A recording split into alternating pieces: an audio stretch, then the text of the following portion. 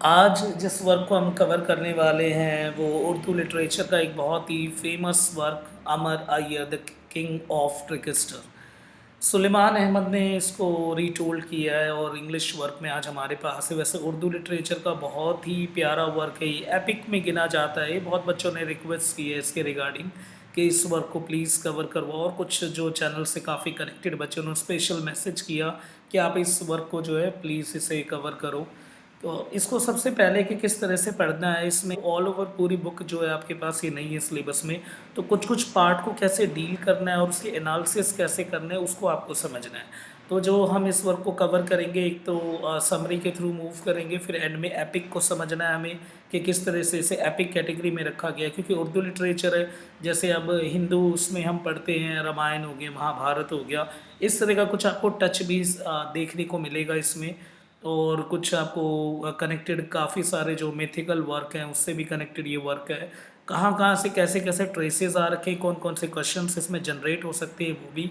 तो एक एक करके बिल्कुल अच्छी से हम समझेंगे इसको। पूरे वर्क को मैं बहुत ही डिटेल्ड करवाऊंगा आपको, और बिल्कुल एंड में जो है कुछ कुछ इसके पर्सपेक्टिव और अलग अलग जो इसके कंसेप्ट हैं जिसके थ्रू हमें जाना बहुत ज़रूरी है इस वर्क को पढ़ते हुए, वो देखना है। तो फटाफट शुरू करते हैं, ठीक है। तो अमर अय्यर द किंग ऑफ ट्रिकस्टर। अब देखो, ट्रिकस्टर का सिंपल मतलब पता होगा, जो कि एक तरह से बेवकूफ़ बनाते हैं, ट्रिक्स जो प्ले करते हैं, यानी एक तरह से जो लोगों को डिसीव धोखा देते हैं।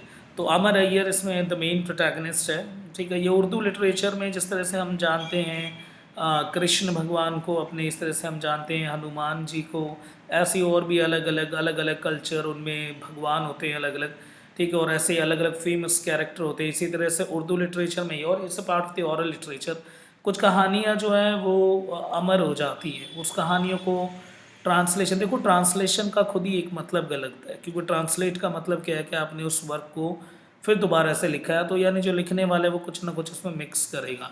पर कुछ कहानियाँ ऑरल फॉर्म में एग्जिस्ट करती हैं, और यही होती है that makes the oral history, और यही होती है ऑरल हिस्ट्री जो हमने मुंह से सुना हो। जैसे आज भी बच्चे वही पुराने खेल खेलते हैं, खो खो हो गया, लोहा लक्कड़ हो गए, इस तरह से ये गेम पहले भी खेले जाते थे, आज भी खेले जाते हैं, और इसी तरह से ये आगे भी खेले जाएंगे अगर होप्स वगैरह। तो इस तरह की ये जो चीज़ है गेम्स के थ्रू भी जो हमारे पास हिस्ट्री पास होती है। इसी तरह से ऑरल हिस्ट्री जो होती है उसे ओरिजिनल माना जाता है, क्योंकि किसी ने उसे लिखा नहीं है, किसी ने उसमें कुछ चेंजेस नहीं किया। तो इसीलिए जो ऑरल कहानियाँ सुनते आ रहे हैं यहाँ पे अपने बड़े और उनसे, है ना, तो और जो जो कहानियाँ हम सुनते आ रहे हैं बचपन से, जो दादी ने सुनाया फिर माँ ने सुनाया, इस तरह की ये उर्दू लिटरेचर में ऑरल फॉर्म में एग्जिस्ट करती थी।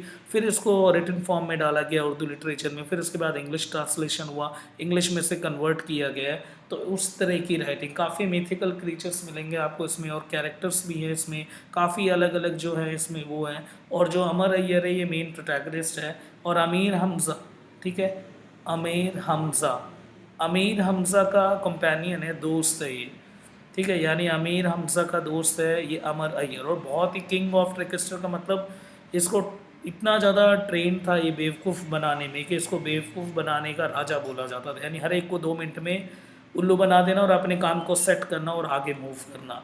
तो बहुत ही इंटरेस्टिंग होने वाली, क्योंकि मिथ से कनेक्टेड है, उसके साथ साथ ओरल हिस्ट्री का एग्जिस्टेंस है इसमें, उसके साथ साथ एपिक है, क्योंकि जो सेंट्रल हीरो जो है वो काफ़ी पावर है इसके पास, मैजिकल पावर से डीलिंग करती है उसके बाद। और उर्दू लिटरेचर का पार्ट है जो आपको फर्स्ट टाइम देखने को मिलेगा अपने इसमें, ठीक है। अब शुरू करते हैं हम इसे। स्लाइड से आगे जो है आपको समरी देखने को मिलेगी। देखो समरी में कुछ कुछ पार्ट्स हैं वही आपको कवर करना है, और वही, क्योंकि एज डीयू के सिलेबस में जो जो है वो, वैसे तो बुक बहुत मोटी है, बुक बहुत ज़्यादा मोटी है, तो हमें बस वो पार्ट्स करने हैं जो कि सिलेबस में आपके, और उसी पार्ट में आपको कहानी का एक व्यू मिल जाएगा, और उसी के रिगार्डिंग जो है क्वेश्चन मैंने सेट करे हैं। तो बस जब मैं कवर करवाऊंगा तो देखना जरूरी है कि किस पार्ट को किस तरह से हमें एनालाइज करना है, और डीप एनालिसिस किस तरह से हमें मूव करवाना है इस पूरे कहानी में जब हम जाते जाएंगे, ठीक है। वैसे पहले सिलेबस में इंट्रोडक्शन का पार्ट है जिसको हमें कवर करना है, तो ये इंट्रोडक्शन का पार्ट है, ठीक है। ये ओरिजिनल टेक्स्ट है, और थैंक्स स्टूडेंट को जिसने ये भेजा मेरे पास, ठीक है, वही से थैंक्स के इस तरह से उन्होंने टेक्स्ट को सेंड किया है। अब इसी को कवर करना है हमें। देखो इंट्रोडक्शन का, this is again the original part. तो अब इंट्रोडक्शन में देखो, the other side was the land of the Rakas. Rakas इन राक्षस से आप कंपेयर कर सकते हो कि पहले तो दो चीज़ देखना है आपको, ये एक ऐसे लगा लो, ये बीच में है ना गंगा, जो पटना के आसपास का सीन है, इसमें देखो पटना को भी मेंशन कर रखा है। राजगीर आसपास, यानी राजगीर आपको पता होगा किस तरह से एक हिस्टोरिकल इम्पोर्टेंस रखती है, पहले मगध की कैपिटल रही, या अगर आपको हिस्ट्री में थोड़ा बहुत पता हो। उसके बाद संथालियों का रेबेलियन 1857 में मगध के रिगार्डिंग। तो मगध पहाड़ियों से घिरा पड़ा है ना, जो पटना है ना, पाटलिपुत्र पटना है ना, पाटली माता के उस पर रखा गया इसका नाम। तो यानी ये सीन कहीं ना कहीं वहाँ पे थोड़ा सा हिंट मिलता है हमें, यहाँ पे डायरेक्ट नाम भी लिखा हुआ है ओल्ड पटना सिटी। ठीक है, तो देखो बीच में ऐसे गंगा लगा लूँ, तो गंगा पता है किस तरह से मूव करती है, और इसका काफ़ी जो एक्सटेंशन हमें बिहार में देखने को मिलता है। तो गंगा के उस तरफ राक्षस का एरिया लगा लो, यहाँ पे राक्षस हैं, और इस तरफ लगा लो जो हमारी जो कहानी मूव करेगी वो, यानी आम इंसान में हीरो वीरो टाइप के इस तरह के, यानी अच्छे लोग इस तरफ हैं, अच्छे लोग इस तरफ हैं, बुरे लोग उस तरफ हैं। ठीक है, तो वो ये एक तरह का पार्टीशन दिखा रखा है स्टार्टिंग में। ठीक है, and they were also this submarine goblins headless giants among the other. Starting में हमें ये वाला एरिया दिखा रखा है कि राक्षस का एरिया। अब देखो इसको किससे कनेक्ट करना है और कहाँ कहाँ से आइडिया को ड्रैग किया गया ये भी समझना है। देखो मिल्टन का पैराडाइज लॉस्ट अगर आपने पढ़ी हो, है ना, क्योंकि फिफ्थ सेमेस्टर में हो तो ये सुना ही होगा आपने ना, जॉन मिल्टन का फेमस वर्क पैराडाइज लॉस्ट, जैसे 1667 में लिखा गया था, 10 किताबें आई, फिर 12 1674 में 12 बुक्स आई, 2 और लिखी गई। 1667 में जो है जो पैराडाइज लॉस्ट लेके आई गई, उसका जो पार्ट नंबर 1 है, यानी पार्ट 1 यानी बुक नंबर 1, उसमें हेल के सीन से स्टार्टिंग है। सेम वही टच आपको यहाँ पे। तो देखो अगर क्वेश्चन किसी को पुट करना हो यहाँ पे तो वो डाल सकते हैं इंट्रोडक्शन किससे कनेक्टेड। अगर इंट्रोडक्शन की अगर हम बात करें तो 17th सेंचुरी के मिड में जॉन मिल्टन की राइटिंग है ना, द पैराडाइज लॉस्ट, जो कि एपिक राइटिंग है, बहुत ही फेमस राइटिंग है। एपिक राइटिंग की जॉन पैराडाइज की जो जॉन मिल्टन की जो पैराडाइज लॉस्ट है, उसके बुक नंबर 1 में जो हेल का सीन है कि किस तरह से बेल्ज़ेबब और जो सेटन को दिखाया गया है, पहाड़ियों से पहाड़ से चेन से बांधा गया है, नीचे आग ही आग है और सब नीचे पड़े हुए हैं, फैलन एंजल जिससे बोला गया है। इसी तरह का सीन यहाँ पे है कि स्टार्टिंग में जो है ऐसा लगता है कि हम जो मिल्टन के पैराडाइज लॉस्ट को पढ़ रहे हो। तो आप इस तरह से कंपेयर भी करके आ सकते हो। ठीक है, there were also this submarine goblins, headless giant, ऐसे ऐसे शैतान हैं जिनके सर नहीं है, और कुछ मिथिकल क्रीचर्स हैं, कुछ ऐसे ऐसे क्रीचर्स हैं यानी शैतान टाइप के। There was enough dominance on the other side, और इतना ज़्यादा शोर है उस तरफ। अब देखो शोर जो हो रहा है इसी को पैराडाइज लॉस्ट में पेंडिमोनियम बोला गया था ना। पेंडिमोनियम का मतलब क्या होगा, एक ऐसा शोरगुन एरिया जहाँ पे बहुत ज़्यादा शोर हो। हेल की कैपिटल थी वो, तो वही कुछ आइडिया है। वहाँ पे इतना ज़्यादा शोर हो रखा था कि उसकी वजह से जो दूसरी साइड यानी गंगा के इस वाली साइड में the children of this side, जो नॉटी चिल्ड्रन है यानी जो शरारती बच्चे हैं, वो सो जाते हैं डर की वजह से। This side was the Terhi Ghat, है ना, the havelis where the river curve in the old Patna city. इस साइड को ये बोला गया द तेड़ी घाट। इस साइड वाले क्या, ये तेड़ी घाट है जहाँ पे हवेलीज और द रिवर, जहाँ हवेलियाँ हैं, जो पटना ओल्ड पटना सिटी में जो है वो रिवर मूव कर रही है यानी गंगा। और यहाँ पे एरिस्टोक्रेटिक मैन है, यहाँ पे जो है बहुत ही शान वाले लोग यानी राजा महाराजा टाइप के लोग इस तरफ हैं, और वुमेन जो कि आर्ट तो टाइम पास कर रही हैं क्योंकि वो अच्छे उस पे हैं, रानियाँ हैं कुछ वगैरह, बच्चे हैं जो हमेशा बिजी हैं, ट्रैवलर्स हैं जो यहाँ से आते जाते हैं, कहानियाँ सुनते हैं या सुनाते हैं। ठीक है, इस तरह से। And in between was the water ebbing half the kilometre some time coming to the window, और बीच में पानी है, जो मैंने आपको पहले सीन भी बताया था। तो ऐसे याद रखना, उस तरफ जो है वो पूरा राकास का एरिया, और इस तरफ जो है एरिस्टोक्रेटिक एरिया है, बीच में जो है वो गंगा है। I have been taken the Terhi Ghat once of the time as a kid, मेरे को भी एक दो बारी लेके गई। अब आप सिंपल देखो यहाँ पे जो हमारे पास सुलेमान अहमद, ठीक है, जिन्होंने ये लिखी है फाइनली, तो सुलेमान अहमद कह रहे हैं मुझे भी एक बारी जो है यहाँ पे लेके जाया गया था। ठीक है, कहानी कुछ ऐसे है कि जो इसमें कहानी के थ्रू हमें बताया जा रहा है कि क्या क्या हो रहा है। तो सिंपल ये बोलेगा कि मैं भी एक बार यहाँ गया था, and the twice as kid, 2 बार भी गया, but I do not remember, है ना, पर मुझे याद नहीं है क्योंकि as it remember from details of my uncle and aunt, क्योंकि सिर्फ मुझे अंकल और मेरी आंट्स ने बताया, यानी कि किस तरह से जब मैं छोटा था तो मुझे भी यहाँ पे लेके जाया गया था। ठीक है, तो ये याद रखना है कि मैं भी इस एरिया में गया हूँ। अब देखो सिंपल क्या है, I have been taken to the Tedhi Ghat once और twice but I do not remember, ये मुझे याद नहीं है। पर हाँ मैंने मेरे जो अंकल और आंटी हैं वो कहानियाँ सुनाते हैं। उस कहानी में उन्होंने ये तो बताया है कि मैं गया हूँ, पर उसके साथ-साथ और भी कुछ उसकी पुरानी कहानियाँ सुनाते हैं। देखो this is again the oral history. यहाँ पे ओरल हिस्ट्री का एक्जिस्टेंस होता है कि तुम्हें जैसे हर जगह की कोई ना कोई एक पुरानी कहानी होती है कि यहाँ पे कुछ ऐसा हुआ था, वैसा हुआ था। तो इस तरह के टेल्स में जहाँ बताया गया कि आपके एक बच्चे जो हैं वो काफ़ी ज़्यादा बिज़ी हुआ करते थे और and the basic creating the tales to be told over to the other children in the land. यहाँ पे कई सारी कहानियाँ सुनाई जाती थी और एक दूसरे को वो सुनाते थे। तो कई सारे अब देखो ये जो कहानी है यहाँ पे, यानी ये ज़मीन जो है वो कहानियों से कनेक्टेड है ना? उसके बाद एक सीन दिखा रखा है कि किस तरह से जो रात को अगर आँखें खुल जाए बिल्कुल बीच में, और जो एक बहुत बड़ी एक जो शिप है वो जो है गंगा नदी में बह रही है और उसके बाद उसमें आँखें खुली हैं किसी की, ठीक है? तो इस तरह का देखो इंट्रोडक्शन ऐसा ही होता है। तो बताया गया कि किस तरह से अगर आप जैसे the eyes open in the middle of the night of the sail boat in a large in the silent wind, the boat is stationary, है ना, बोट रुकी हुई है और उसके बाद पानी बहुत ऊपर जा रहा है, गंगा का पानी जो है वो बढ़ चुका है उसमें, और ऐसा लग रहा है कि हम सेल बोट के अंदर एक रूम के अंदर बैठे हों, और उसके बाद वहाँ पानी और वो जो है पूरी जो आसपास जो है, and it's a way it enters the world of dream, ऐसा लग रहा है कि हम एक सपनों की दुनिया में जा रहे हों। तो ये सब क्या है, एक तरह का सीन सेट किया जाता है ताकि हम रीडर के माइंड को जो है वो थोड़ा-सा एक तरह से स्लॉट डाउन किया जाता है कि स्लॉटिंग हो गई है, अब आप कहानी को वो डालना शुरू करेंगे। तो इस तरह के एडवांटेजेस राइटर या मिथिकल राइटिंग में, या फिर आप कोई से ऐसे वर्क देखते हो जैसे अ, कोई भी एपिक स्टाइल ऑफ राइटिंग है ना, एपिक स्टाइल ऑफ राइटिंग में भी इस तरह के बहुत सारा दिखाया जाता है कि ऐसा हुआ था इस धरती पे आज से 100 साल पहले, उस तरह की चीज़ें, ठीक है? बाकी जल्दी-जल्दी कवर कराना कि बहुत बड़ी ना हो जाए video. Some nights the kids would, यहाँ पे कुछ ऐसी कई रातें गई जहाँ पे बच्चे जो हैं वो कुछ क्रूअल जोक करते थे। यहाँ के जो बच्चे थे वो शरारती थे, काफ़ी जोक वगैरह भी करते थे। दे वुड मेक ए बारात, वो एक बारी बारात का सीन बनाते थे। वो dance down the terrace down, एक विधवा को छेड़ने के लिए, और उस विधवा का नाम क्या है, मखोला, है ना, मखोला बुआ कहते थे उसे। तो मखोला बुआ को चिढ़ाते थे यहाँ पे बच्चे कि उसकी बारात आएगी, क्योंकि विधवा थी, तो अगर दोबारा शादी होगी इसकी बारात आएगी। और उसको क्या हो रखा था, उसको एलिफेंटियासिस हो रखा था। एलिफेंटियासिस का सिंपल मतलब होता है पैर का फूल जाना या किसी एक हाथ का फूल जाना, है ना। ये वायरस के थ्रू होता है, मंकी ने काट लिया था, इसके थ्रू एलिफेंटियासिस हो गया था पैर में उसके। तो उसको चिढ़ाते थे बच्चे। इस हद तक जो है बच्चे जो है यहाँ के शरारती थे।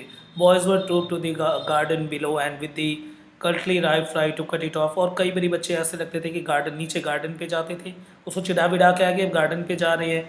उसके बाद उन्हें ऐसा लगता था इस ज़मीन को काट देंगे, ठीक है, इस ज़मीन को काटेंगे, जो नीचे ज़मीन है, इस ज़मीन को काट के जो लैंड आएगा उस लैंड को गंगा नदी के ऊपर जो है वो बहाएंगे फ्लाइंग कारपेट की तरह, या उसको हम लेके उड़न खटोला बना लेंगे। ये कहीं ना कहीं किससे इंस्पायर आपको लग गया होगा, एक मुस्लिम एक बहुत फेमस राइटिंग अलिफ लैला, है ना, अगर देखा हो अलिफ लैला तो उसमें भी एक कारपेट उड़ता रहता है उसमें। इस तरह के कई जगह से आपको इसमें हिंट मिलेंगे, इस तरह से ये राइटिंग अलग अलग जगह से इंस्पायर्ड है।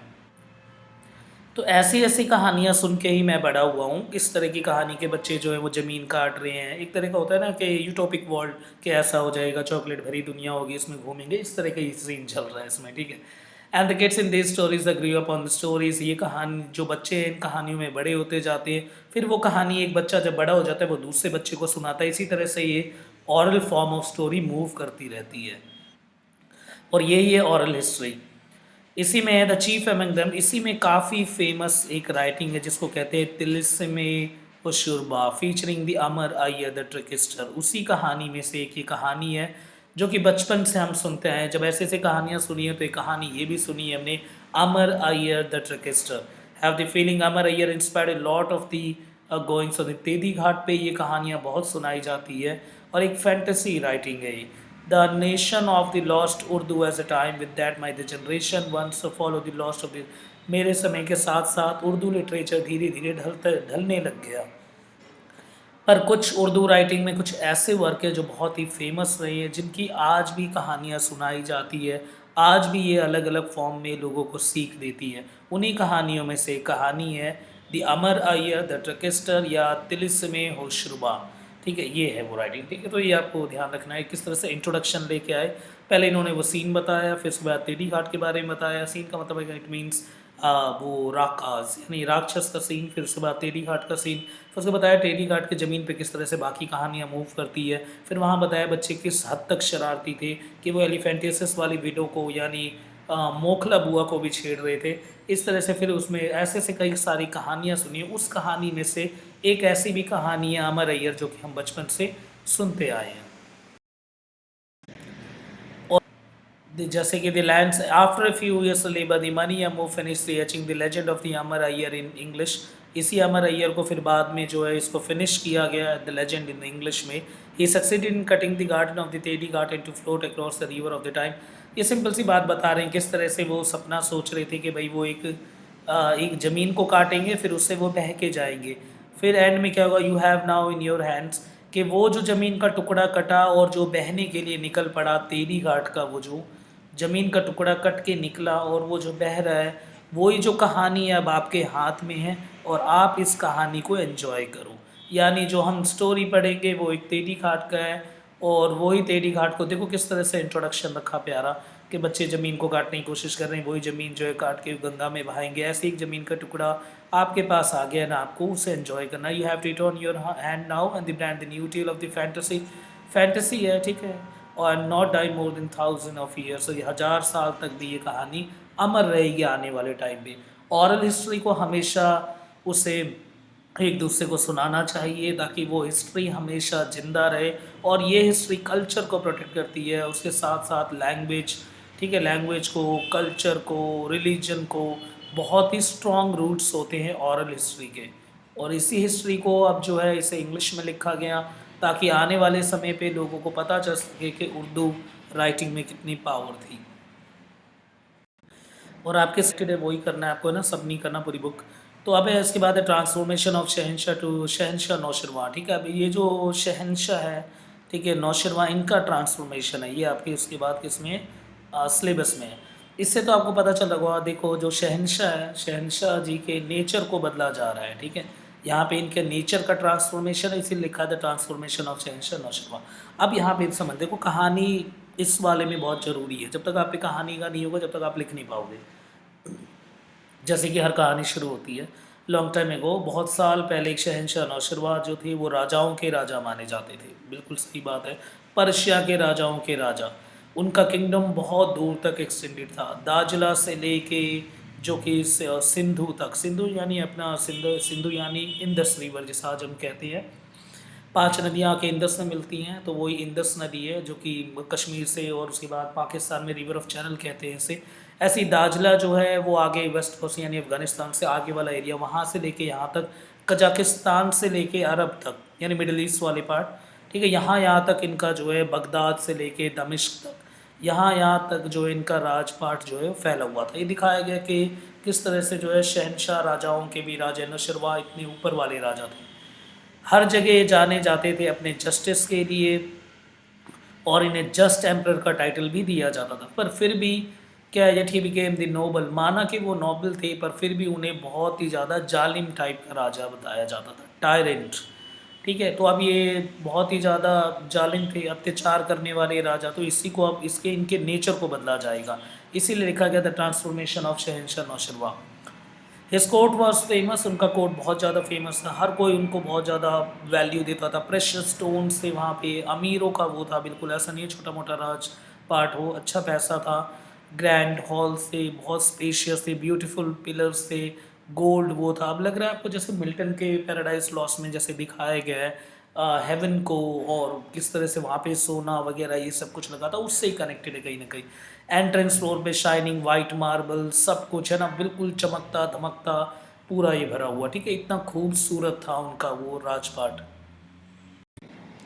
किस तरह से उनका जो वो पूरा राजपाट था, वो जो किंगडम था, इतना खूबसूरत था, पूरे स्प्लेंडेड वे से पूरी तरह से फैला हुआ था दूर दूर तक। High on a platform they the king grace the peacock shape the gold thorn. ठीक है, बहुत ऊपर राजा की गद्दी थी जहाँ पे वो बैठे हुए थे, बिल्कुल। The place at the red thick woollen carpet, red colour का वो कारपेट था, वुलन कारपेट था। ये सब देखो आपको पढ़ना होगा ना, नॉर्मली मैं वैसे पढ़ा ही रहा हूँ, कुछ कुछ बातें अगर आपको याद रहे तो आप इस तरह का लिख सकते हो।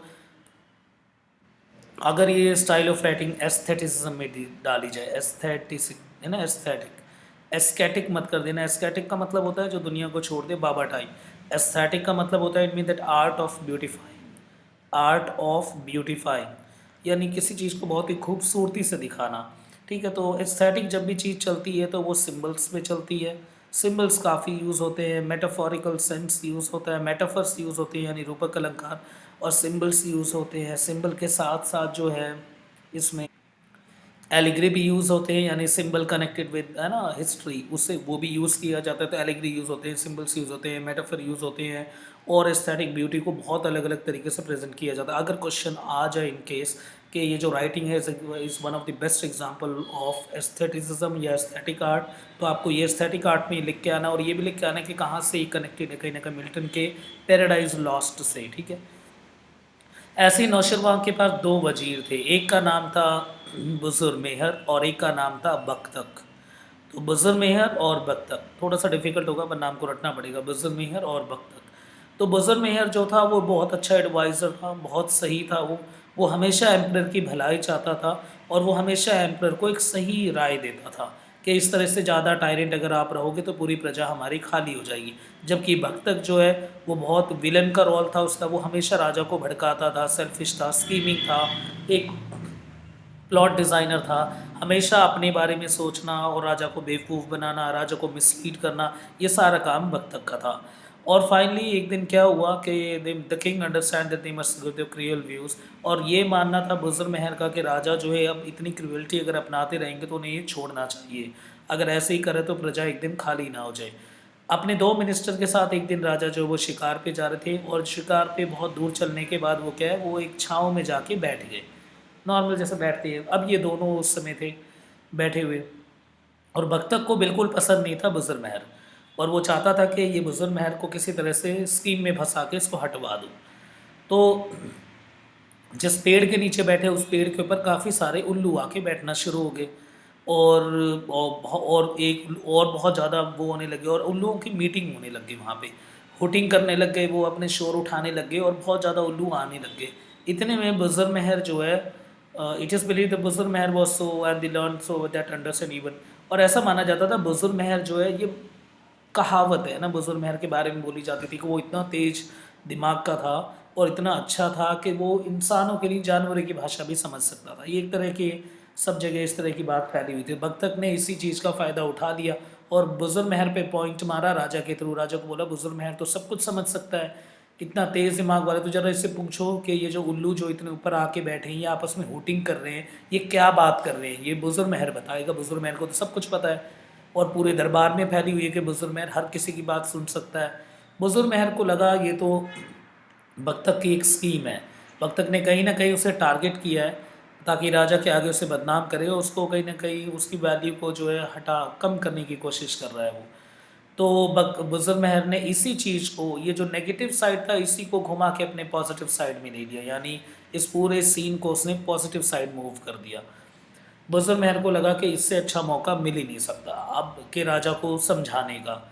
तो बुजुर्ग मेहर ने पहले बोला कि राजा को कि मेरे बारे में ये सही बोला गया है, ठीक है, और मैं इनकी बातें समझ भी सकता हूँ। बख्तक को समझ नहीं आ रहा भाई ये इसकी बातें कैसे समझ सकता है, पर बुजुर्ग मेहर ने इसको बहुत ही एक सिस्टमैटिक वे से और इतनी अच्छी तरह से इस्तेमाल करा। इसी को बोला जाता है कोर्ट पोइट, जैसे अकबर का बीरबल हो गया है ना, उससे इंस्पायर्ड है। और इसी तरह से जो है हमारे पास जो शहनशाह है उनके लिए बुजुर्ग मेहर है। हर उस चीज़ में जब भी राजा जो है गलत रास्ते पे चल रहे हो तो उसको सही रास्ते पे लाना ये बुजुर्ग मेहर का ही काम है। तो बुजुर्ग मेहर उन्हें सही रास्ता दिखाता है, ठीक उसी तरह से जैसे एक बिहारी कवि रहे थे, है ना, अगर आपने हिंदी लिटरेचर पढ़ी हो तो बिहारी जो कवि थे वो भी इसी तरह से थे, किस तरह से गाइड किया करते थे वो अपने राजा को, राजा जय सिंह को, जो कि उल्टे कामों में पड़ गए थे। फिर उसके लिए एक सुनाया था, नहीं पराग नहीं मधुर मधु नहीं विकास ही काल, अब अली कली सो बंदियों आगे कौन हवाल। ये चलो बाद में कवर करवाऊँगा ना, ये सब हिंदी लिटरेचर का पार्ट है, अभी तो इंग्लिश में मूव करते हैं। तो किस तरह से बुजुर्ग मेहर देखो अब क्या बोलेगा और उस सीन को कैसे अपने साइड मूव करेगा ये देखना है हमें। डायलॉग सेम परफेक्ट डायलॉग देख सकते हो, तो डायलॉग परफेक्शन आप ये लिख के आ सकते हो अगर पेपर में इनको अगर केस क्वेश्चन आए तो। After a short while the Buzurg Mehar open his eyes, वो आंखों को खोलता है, राजा बोलता है कि तुम्हें सच में पता है ये चिड़िया क्या बात कर रही है। यस माय लॉर्ड, बुजुर्ग मेहर कहता है मुझे पता है। Then tell me about it, said the Naushirwa, तो राजा बोलता है बताओ मुझे फिर क्या बोल रहे हैं। I am afraid my Lord if I do that you may not like what I report, है ना, अगर मैं बता दूंगा तो आपको लगेगा कि मैं गलत बोल रहा हूँ और अपनी औकात से ज़्यादा बोल रहा हूँ। This had the emperor more intrigued, अब राजा बहुत ज़्यादा उसमें आगे गुस्से में, what the nonsense he declared, क्या बकवास कर रहे हो, I ordered you to tell me everything, मैं कह रहा हूँ मुझे सब कुछ बताओ बसर महर। उसके बाद बसर महर प्रिटेंड करता है that it was in a tight spot and but finally side and से since it is your command, अगर आप मुझे आदेश दे रहे हो तो मुझे अब बताना ही पड़ेगा, आउट विद इट नाउ, चलो मैं बोलता हूँ। अब राजा बोलता है बोल बोल बोलो बोलो फटाफट बोलो। Well my lord began the Buzurg Mehr, बोला उसने कि मैं बताता हूँ, टू ऑफ दोज आउल, वो जो दो उल्लू हैं वो शादी को लेके नेगोशिएशन कर रहे हैं, आपस में बात कर रहे हैं अपने बच्चों की शादी को लेके। तो जो दूल्हे साइड वाले जो हैं वो दहेज मांग रहे हैं, और दुल्हन साइड वाले कह रहे हैं कि क्या मांग रहे हो बताओ। तो दूल्हे साइड वाले जो हैं वो ये कह रहे हैं कि हमें चाहिए uninhabited wildness as a part of the dowry, कि एक ज़मीन चाहिए जिस पे कोई लोग ना रहते हों, वो हमने दहेज पे मांगा है, कोई एक बड़ी सी ज़मीन दे दो जिस पे लोग ना रहते हो तो वो हमें दे दो। तो अब जो जो दुल्हन साइड वाले हैं यानी लड़की साइड वाले वो बोले नो प्रॉब्लम, इसमें कोई दिक्कत नहीं है हमें। तो अब वो बोलने लगे लड़के साइड वाले, ऐसे क्या दिक्कत क्यों नहीं है, वो बोले हमारे राजा जब तक जिंदा हैं तो एक ज़मीन क्या ऐसे ऐसी कई ज़मीन खाली हो जाएंगी, ठीक है, एक ज़मीन नहीं ऐसी बहुत सारी ज़मीन खाली हो जाएंगी, हम तुम्हें दहेज में एक ज़मीन नहीं ऐसे ऐसे दो एक और ज़मीन और दे देंगे, क्योंकि राजा जब तक रहेंगे राजा के रूल की वजह से वैसे भी लोग जो है वो भागते जा रहे हैं छोड़ छोड़ के एरिया, और ऐसी ऐसी कई ज़मीन खाली है, तो ये शादी जो है मंजूर है, तुम ले जाना, एक नहीं दो। अब देखो किस तरह से ये बहुत ही प्यारे वे से एक सीख देते हुए एक मॉरल लेसन मूव करवाते हुए बेजर मेहर ने अपना पूरा गेम सेट कर लिया, एक नेगेटिव साइड को भी पॉजिटिव वे में मूव किया है यहाँ पे।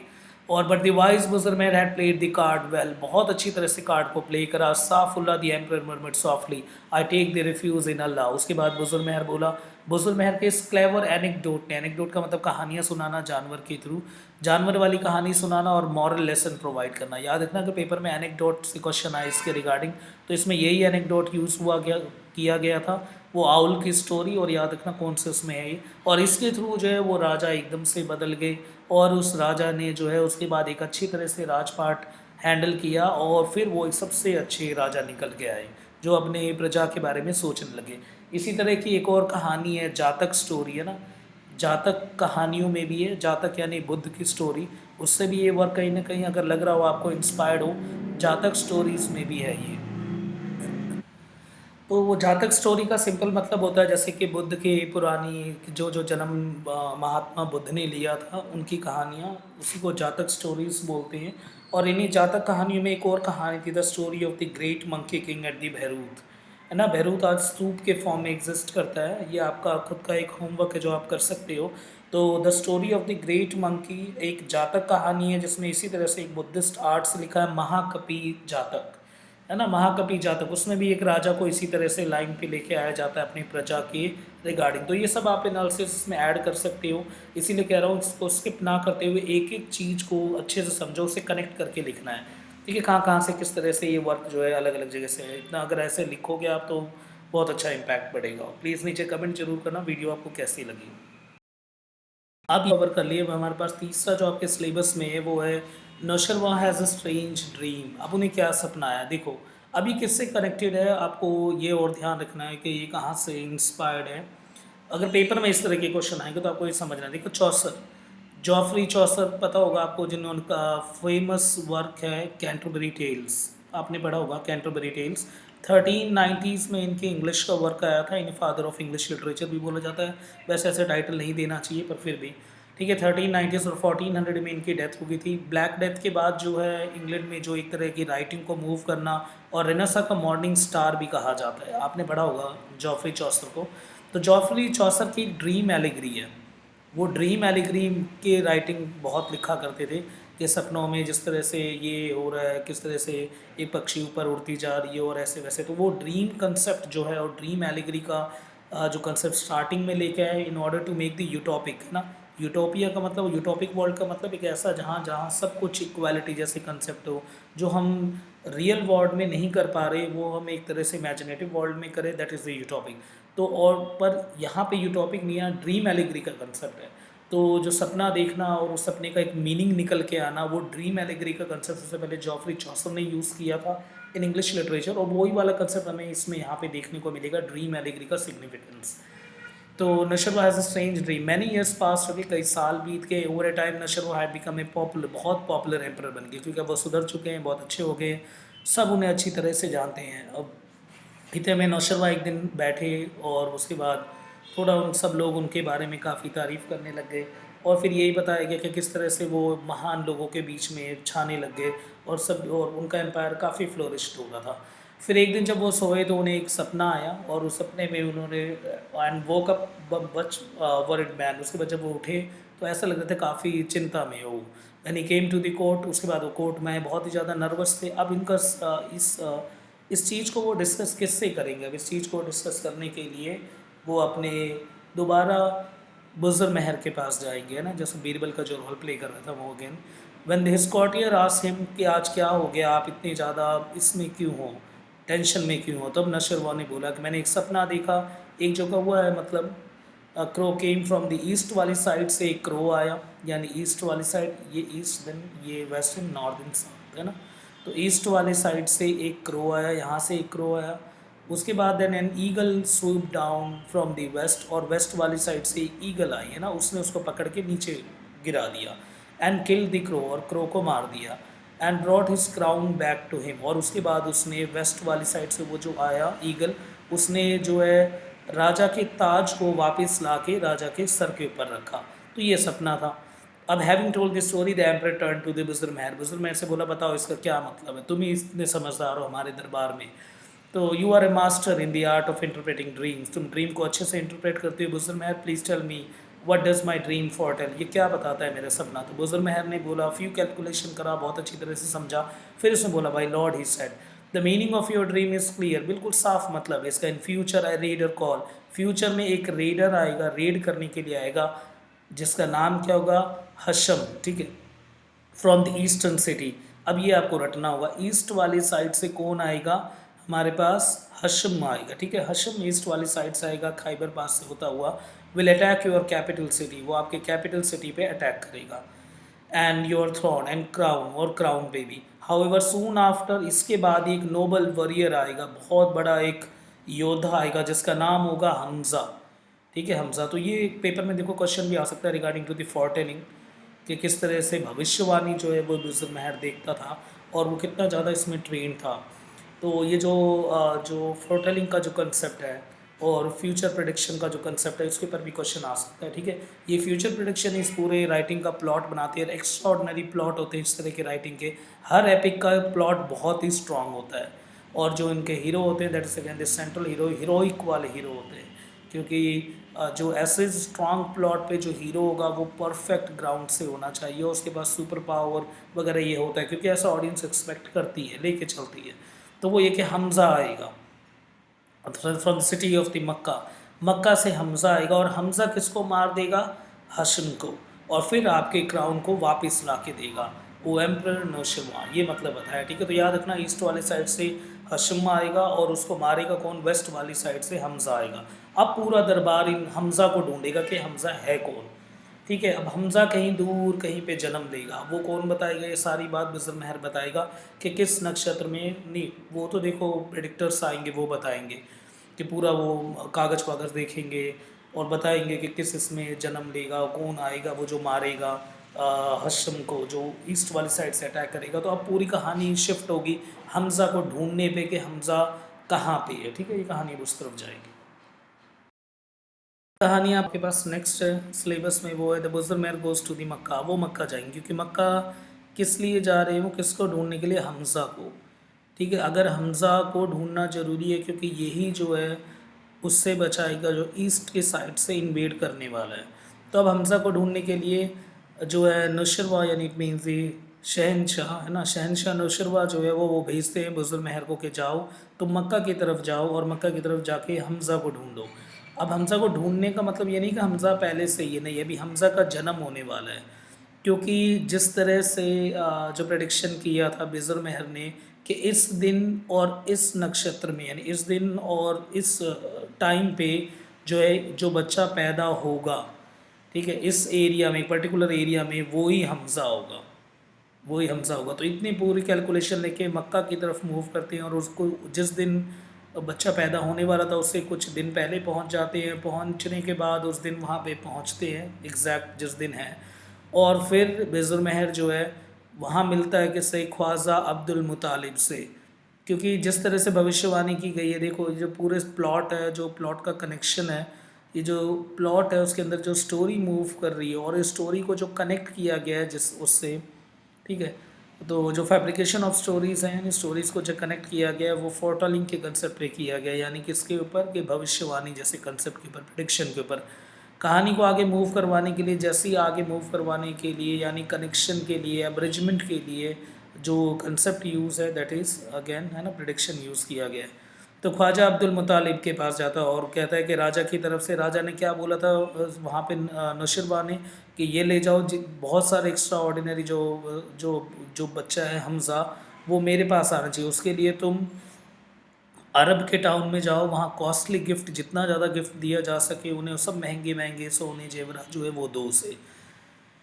तो ख्वाजा मुतालिब निकला वो ख्वाजा मुतालिब था जो कि वहाँ के एक ट्राइबल का हेड था, और उसके घर में वो जो है वो बच्चा पैदा होने वाला था हमसा। तो वहाँ जाता है वो और ख्वाजा मुतालिब को बोलता है बिजुलमहर के, आपके जो बच्चा है वो राजा की केयर में रहेगा, एम्प्रस केयर में रहेगा, और बिल्कुल उसको सब कुछ मिलेगा। उसकी अपब्रिंगिंग बहुत बेस्ट तरीके से की जाएगी, फाइनेस्ट एजुकेशन मिलेगी, मार्शल आर्ट की ट्रेनिंग मिलेगी, सब कुछ। पर इसके साथ साथ जो है ये सारा कुछ मिलेगा, तो ये बता दिया जाता है ख्वाजा अब्दुल मुतालिब को। तो वो तो कोई भी खुशी होगा कि राजा ने हमज़ा को चुना है और वही हमज़ा है, ठीक है। It is so happen that the बुजुर्ग महर ने फिर दोबारा एस्ट्रोलॉजिकल कैलकुलेशन किया, कैलकुलेशन के हिसाब से दो बच्चे और निकले। उस दिन दो बच्चे और पैदा होंगे और वो दोनों जो है उसके स्ट्रॉन्ग कंपेनियन होंगे, यानी उसके साथी होंगे। यानी हमज़ा उन दोनों के बिना अधूरा है, तो वो दोनों और पैदा होंगे, उन दोनों को और ढूंढना था क्योंकि उसके बगैर हमज़ा की कोई पावर नहीं है। सो द बुजुर्ग महर अरेंज अनाउंसमेंट, तो बुजुर्ग महर अनाउंस करता है कि उस दिन और भी जिस टाइम पे दो बच्चे और किसी के घर अगर लड़का पैदा होता है तो वो प्लीज़ जो है वो बोले, अगर बताएंगे जिनके घर में लड़का पैदा होगा तो उन्हें उसके बदले काफ़ी सारा गिफ्ट मिलेगा, सोना मिलेगा, ये सब कुछ मिलेगा, पर उन्हें बताना ज़रूरी है, ठीक है। तो अब जो है, अब हमज़ा तो मिल गया, अब हमज़ा के साथ उसके जो है दो स्ट्रॉन्ग कंपेनियन को और ढूंढना है। उन दो बच्चों को पैदा होंगे और वो स्ट्रॉन्ग कंपेनियन बनेंगे, साथी बनेंगे, और उनके बिना हमज़ा जो है वो अधूरा है। आप ये मत सोचना अभी कि कहानी का जो सुपर हीरो है दैट इज़ दी हमज़ा, नहीं, हमज़ा नहीं है कहानी का सुपर हीरो, अमर अय्यर अलग है। अब जो अमर अय्यर है, इन दोनों बच्चे में से ही एक बच्चा जो है उसको टाइटल मिलेगा अमर अय्यर का। तो हमज़ा है कहानी में, और हमज़ा के साथ ही जो है वो जो दो बच्चे, उनमें से एक जो है वो अमर अय्यर है, उसके नाम पे ये पूरी किताब लिखी गई है, द ग्रेटेस्ट ट्रिकस्टर, ठीक है। तो अब क्या होगा फाइनली कि गोल्ड कॉइन इमीडिएटली उसी टाइम पे ख्वाजा अब्दुल मुतालिब का ही बेटा होता है, कौन, जो अभी हमें पिछले साल पे हमने पढ़ा था, ख्वाजा अब्दुल मुतालिब, इसका जो बेटा होता है वो हमज़ा होता है। इसके अटेंडेंट के घर में एक लड़का जन्म लेता है उसी टाइम पे ही, तो उसका वो जो है वो सेकंड होगा, उसको टाइटल देता है कौन, बिजुलमहर, कि ये है मुकबिल वफ़ादार। उसका नाम क्या होगा, उसका नाम रखा जाएगा मुकबिल। मुकबिल वफ़ादार, इट मीन्स वफ़ादार, उसको टाइटल दिया गया है, और इसी नाम से कहीं ना कहीं इस पूरी कहानी में मूव करेगा वो वफ़ादार, यानी वो हमज़ा का साथी है और वो हमेशा उसके लिए लॉयल रहेगा, जो वो बोलेगा वो ही करेगा। इतने में बुजुर्ग की अनाउंसमेंट हर जगह हो रही थी। एक कैमल, पुअर कैमल ड्राइवर है, उसने भी ये बात सुन ली, उसकी भी जो वाइफ थी वो प्रेग्नेंट थी और expecting a child at any time, किसी टाइम भी उसके बच्चा होने वाला था, और वो यही मना रहा था कैमल ड्राइवर के, बस उसके घर में एक लड़का जन्म ले लिया, अगर लड़का जन्म ले लिया तो फिर उसको बहुत सारे जो है पैसे, गोल्ड कॉइन्स मिलेंगे। पर इसी सोच में क्या हो गया, उसने जन्म दिया, पर लड़के ने तो जन्म लिया, पर साथ साथ जो है उसकी वाइफ, उसकी डेथ हो गई। अब ऐसे हालात में कैमल ड्राइवर ने सोचा चलो वाइफ तो गई, पर हाँ इस लड़के को फटाफट लेके वो पहुंचा बिजुलमहर के पास, और उसे बोला कि मेरे घर में इस लड़के ने जन्म लिया जिस टाइम पे आपने बोला। और ख्वाजा अब्दुल मुतालिब के घर पहुंचा वो, और वहाँ बिजुलमहर ने उसे देखा, और बिजुलमहर उसे देख के बहुत हंसने लगा ज़ोर ज़ोर से, और बोला उसने, Allah, it means Allah be praised, यहाँ पे अल्लाह की तारीफ़ की जानी चाहिए, ये जो बच्चा है ये ग्रेटेस्ट एम्प्रर बनेगा, राजाओं का राजा, और ये और सब इसके आगे झुको, और इसकी डैगर के शार्पनेस से, मतलब यही है जो हमज़ा और हमज़ा का वफ़ादार छोड़ो उससे भी स्ट्रॉन्ग, उससे भी ज़्यादा पावरफुल बनेगा। ये क्लोज़ कॉन्फिडेंट होगा और एक तरह से प्रोटेक्टर होगा किसका, हमज़ा का, और फेथफुल फ्रेंड होगा हमज़ा का। और दुनिया इसे जानेगी आने वाले समय पे द ट्रिकिस्टर ऑफ द वर्ल्ड। दुनिया इसे ट्रिकिस्टर बोलेगी, सबका ये बेवकूफ़ बनाएगा आने वाले समय पे। और यहीं पे बेज़ुल मेहर ने नाम रखा लड़के का अमर, और ये है वो सुपर हीरो, यानी कैमल ड्राइवर का बेटा था अमर अय्यर। ठीक है, तो ये इंपॉर्टेंट है, ध्यान रखना आपको। While the basal mayor was speaking the child, इतने में वो बच्चा ज़ोर ज़ोर से रोने लग गया। जब ज़ोर से रोने लग गया तो बेज़ल मेयर ने उसे चुप कराने के लिए उसके मुंह पे ऐसे उंगली रखी। जैसे उसने मुंह पे उसके उंगली रखी, चुसाने के लिए होता है ना, जैसे कि सिंपल मुंह के अंदर डाल दिया ताकि बेबी सक करे उंगली को और थोड़ी देर चुप हो जाए। इतने में उसने उसके जो बेज़ल मेहर की अंगूठी है वो अपने अंदर सटक ली। ठीक है, in the mean time the Khwaja Abdul Muttalib arrange for the refreshment. अब ख्वाजा के घर पे पार्टी चल रही थी तो उन्होंने रिफ्रेशमेंट के लिए रखा, खाना वाना सब कुछ रखा। तो बेज़ल मेहर जब खाने लगा तो उसे लगा उसकी रिंग गायब है। अब वो रिंग उसने हर जगह ढूंढी पर कहीं नहीं मिली। उसके बाद उसने ही looked around and search his pocket but not find anywhere. Still not wanting to embarrass their horse the wazir kept quiet and did not reveal the loss. तो उसने नहीं बोला कि क्यों यहाँ पे लोगों के ऊपर अगर मैं इल्ज़ाम लगाऊंगा कि इसने चुराया उसने चुराया तो ये पार्टी में ऐसा लगेगा मैंने सभी को चोर बोल दिया। उसके बाद जब है कि इनके उसमें एक होता है कि जब जो महान जन्म लेते हैं उसको शरबत पिलानी पड़ती है, तो बुज़ुर्ग मेहर ने शरबत पिलाने के लिए कुछ ड्रॉप जैसे ही अमर के मुंह में डाले तो उसने मुंह खोला, उसके अंदर एक ग्लीमिंग द माउथ, उसका मुंह बहुत चमक रहा था अंदर से एक रिंग, और फिर वो हंसने लग गया ज़ोर से। देखो इसने ट्रिकिस्टर का गेम अभी से शुरू कर दिया और फिर इसका नाम रखा गया अमर ट्रिकिस्टर, है ना, द ट्रिकिस्टर। और एंड में मिल जाएगा इसे title the king of the ट्रिकिस्टर।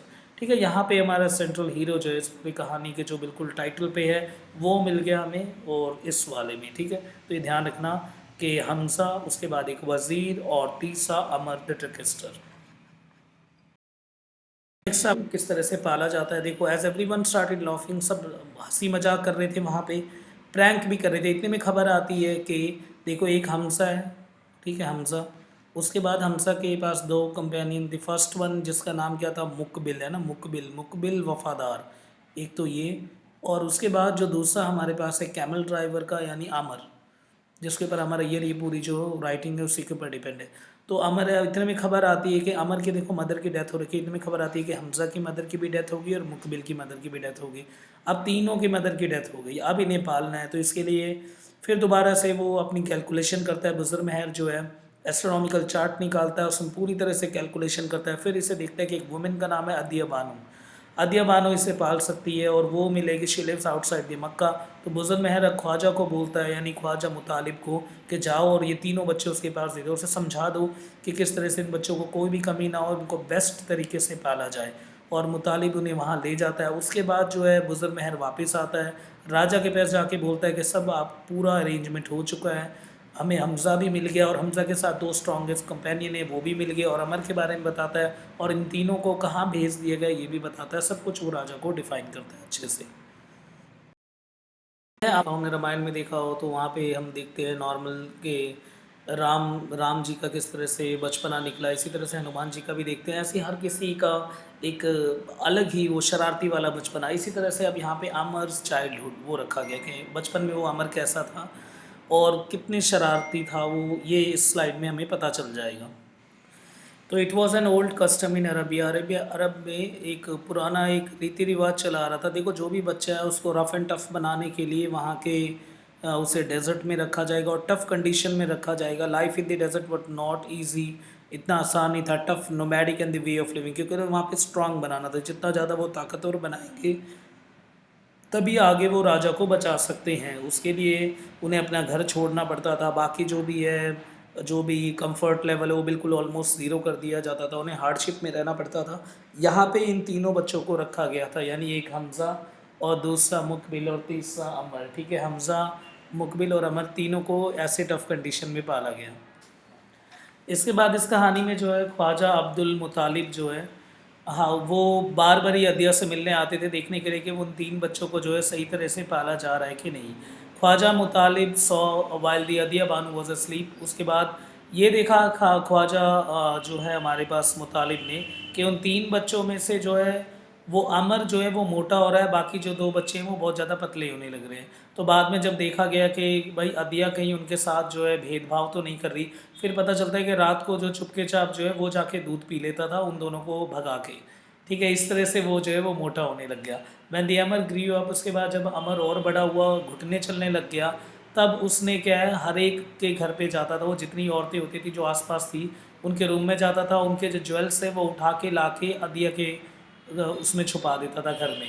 तो बाकी जब औरतें देखने आती थी कि उनके जो है ज्वेलरी वो चोरी हो गई, तो वो जब अदिया के घर में चेक करने आती थी तब पता चलता था कि अदिया के घर पे वो ज्वेलरीज मिल रही हैं। तो वो उसको ब्लेम करती थी कि तू ही है चोर, तूने चुराया होगा।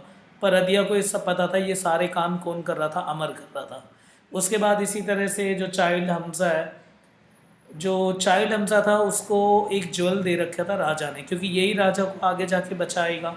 तो उसको एक प्रेशियस रूबी दे रखी थी जो कि एक वाइन कलर की, जो कि इस चीज़ की निशानी थी कि राजा को आने वाले टाइम पे जो है वो हमज़ा बचाएगा और सेफ और जोन पे लेके जाएगा। इसके इसी टाइम पे कहानी आगे मूव करती है। तो ख्वाजा जो है अब्दुल मुतालिब, वो देखता है कि वो जो वाइन कलर की जो रूबी है वो भी गायब होगी एक दिन।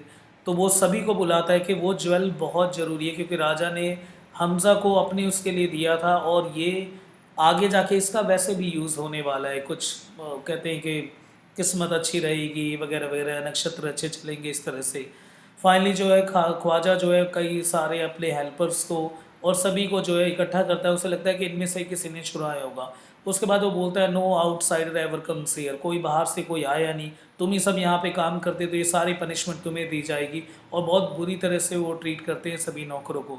इसी क्वेश्चन राउंड के अंदर जो है वो ख्वाजा अब्दुल जो है वो अमर के क्रेडल पे जाके देखता है, उसके झूले को देखता है कि चलो इसको देख लेते हैं, इसके में क्या, इसका मुंह इतना फूला हुआ क्यों है। उसका मुंह एक तरफ से सूजा हुआ था। जब पूछा अदिया से तो अदिया ने बोला ये एक तरफ मुंह करके सोया हुआ, इसीलिए इसके जो गाल है वो एक तरफ से सूज गए हैं। तो ऐसे में फिर क्या, पहले देखते हैं कि चलो ये जो अमर के सूजा क्यों हुआ है। तो उसको जब एग्ज़ामिन किया जाता है तो पता चलता है कि एक तरफ जो पफ्ड अप चीक है, यानी जो सूजा हुआ, जो उसके गाल जो सूजे हुए हैं, जब उसको थोड़ा सा प्रेस करते हैं तो उनके मुंह उस जो अमर के मुंह से, उस बच्चे के मुंह से क्या निकल आता है, उसमें से रूबी निकल आता है। फिर उसके बाद ख्वाजा साहिब जो है बहुत ज़्यादा पहले जो है कि मे क्या बोला गया, मे अल्लाह ब्लेस यू ऑल। फिर पता चल जाता है कि सच में कि जो है ये अमर जो है वो ट्रिकस्टर के जो भविष्यवाणी की गई थी वो अभी से दिखा रहा है। हंसी तो आती है, पर उससे ज़्यादा जो ख्वाजा साहिब है वो रिग्रेट फील करते हैं कि किस तरह से उन्होंने हेल्पर मेड सबके ऊपर उनको इतना ज़्यादा प्रेशराइज करा, बहुत कुछ उल्टा सीधा बोला। और ये है द चाइल्डहुड, है ना। तो चाइल्डहुड हमारे पास अमर का ही है। अगर पेपर में क्वेश्चन आए अबाउट द चाइल्डहुड, तो इसमें देखो स्टोरी पे आपकी ग्रिप बहुत अच्छी होनी चाहिए। जब तक अगर आपको कहानी पे अगर पकड़ अच्छी नहीं है तो आप लिखोगे कैसे। अब यहाँ होगी क्योंकि जिस तरह से हम कहानी में मूव कर रहे हैं, childhood and after that the education. तो एजुकेशन देखो, अमर की जो प्री स्कूलिंग हुई थी उसके बारे में इसमें, कि उस टाइम पे जो कस्टम था कि बच्चे जैसे 5 साल के हो जाएंगे तो उन्हें भेजा जाएगा मकतब में। मकतब एक तरह का स्कूल था जहाँ मौलवी पढ़ाते हैं, उसे मकतब कहा जाता है। तो मकतब में पढ़ाया जाता था, जैसे मदरसा बोलते हैं ना आज, वैसे ही। तो मकतब में पढ़ाया जाएगा। तो और मकतब के पास एक बहुत बड़ा मॉस्क्यू भी था, पर मकतब वो लोकल मकतब था जहाँ पे जो है कौन पढ़ाएंगे, मौलवी साहब पढ़ाएंगे। तो जैसे ही 5th बर्थडे होता है, यानी 5 साल के होंगे उसके बाद ही तो भेजा जाएगा। तो हमज़ा, अमर और मुकबिल तीनों का बर्थडे सेम ही डे था। तो ख्वाजा अब्दुल मुतालिब ने एक बहुत बड़ी पार्टी ऑर्गेनाइज़ की थी, और उस पार्टी के बाद उन्हें जो है वो ख्वाजा मुतालिब ने उन्हें वो लेके गए, उन्हें कहा मौलवी साहब के पास। मकतब के बारे में बता रखा, देखो मकतब के एक स्मॉल स्ट्रक्चर था, स्टोन से बना हुआ था, मड वॉल से covered with the roof made of the palm woods. पराली और फूस उससे जो था उसका रूफ बना रखा था। There was 3 rooms in a row and a long veranda, 3 room थे और लॉन्ग वरांदा, ये सब बता रखा। The largest room was use to as a classroom, जो सबसे बड़ा रूम था वो क्लासरूम के लिए यूज़ होता था। मौलवी साहब जो है वो तख्त और दीवान, तख्त होता था ना पुराने ज़माने में जिस तरह से, वो तख्त देते थे और उसके ऊपर जो है लिखना होता था, एक तरह का बोर्ड। जैसे कि जब बोर्ड के ऊपर एक तख्त पता होगा लकड़ी का होता था और उसके ऊपर लिखना होता था, जो पुराने ज़माने में इस्तेमाल होता था। और इंक पोट्स मिलते थे, उसमें डुबा के स्याही को ऐसे इंक भरना होता था, फिर उसके ऊपर लिखना होता था। तो ये सब पहले बच्चों को दिया गया।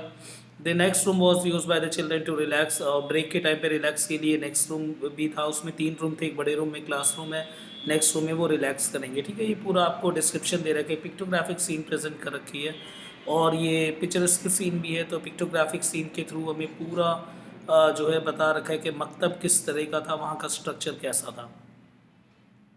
जैसे यहाँ पे अमर जो है वो डिफरेंट कैरेक्टर है, ट्रिकिस्टर है, तो कुछ ना कुछ यहाँ पे वो करेगा।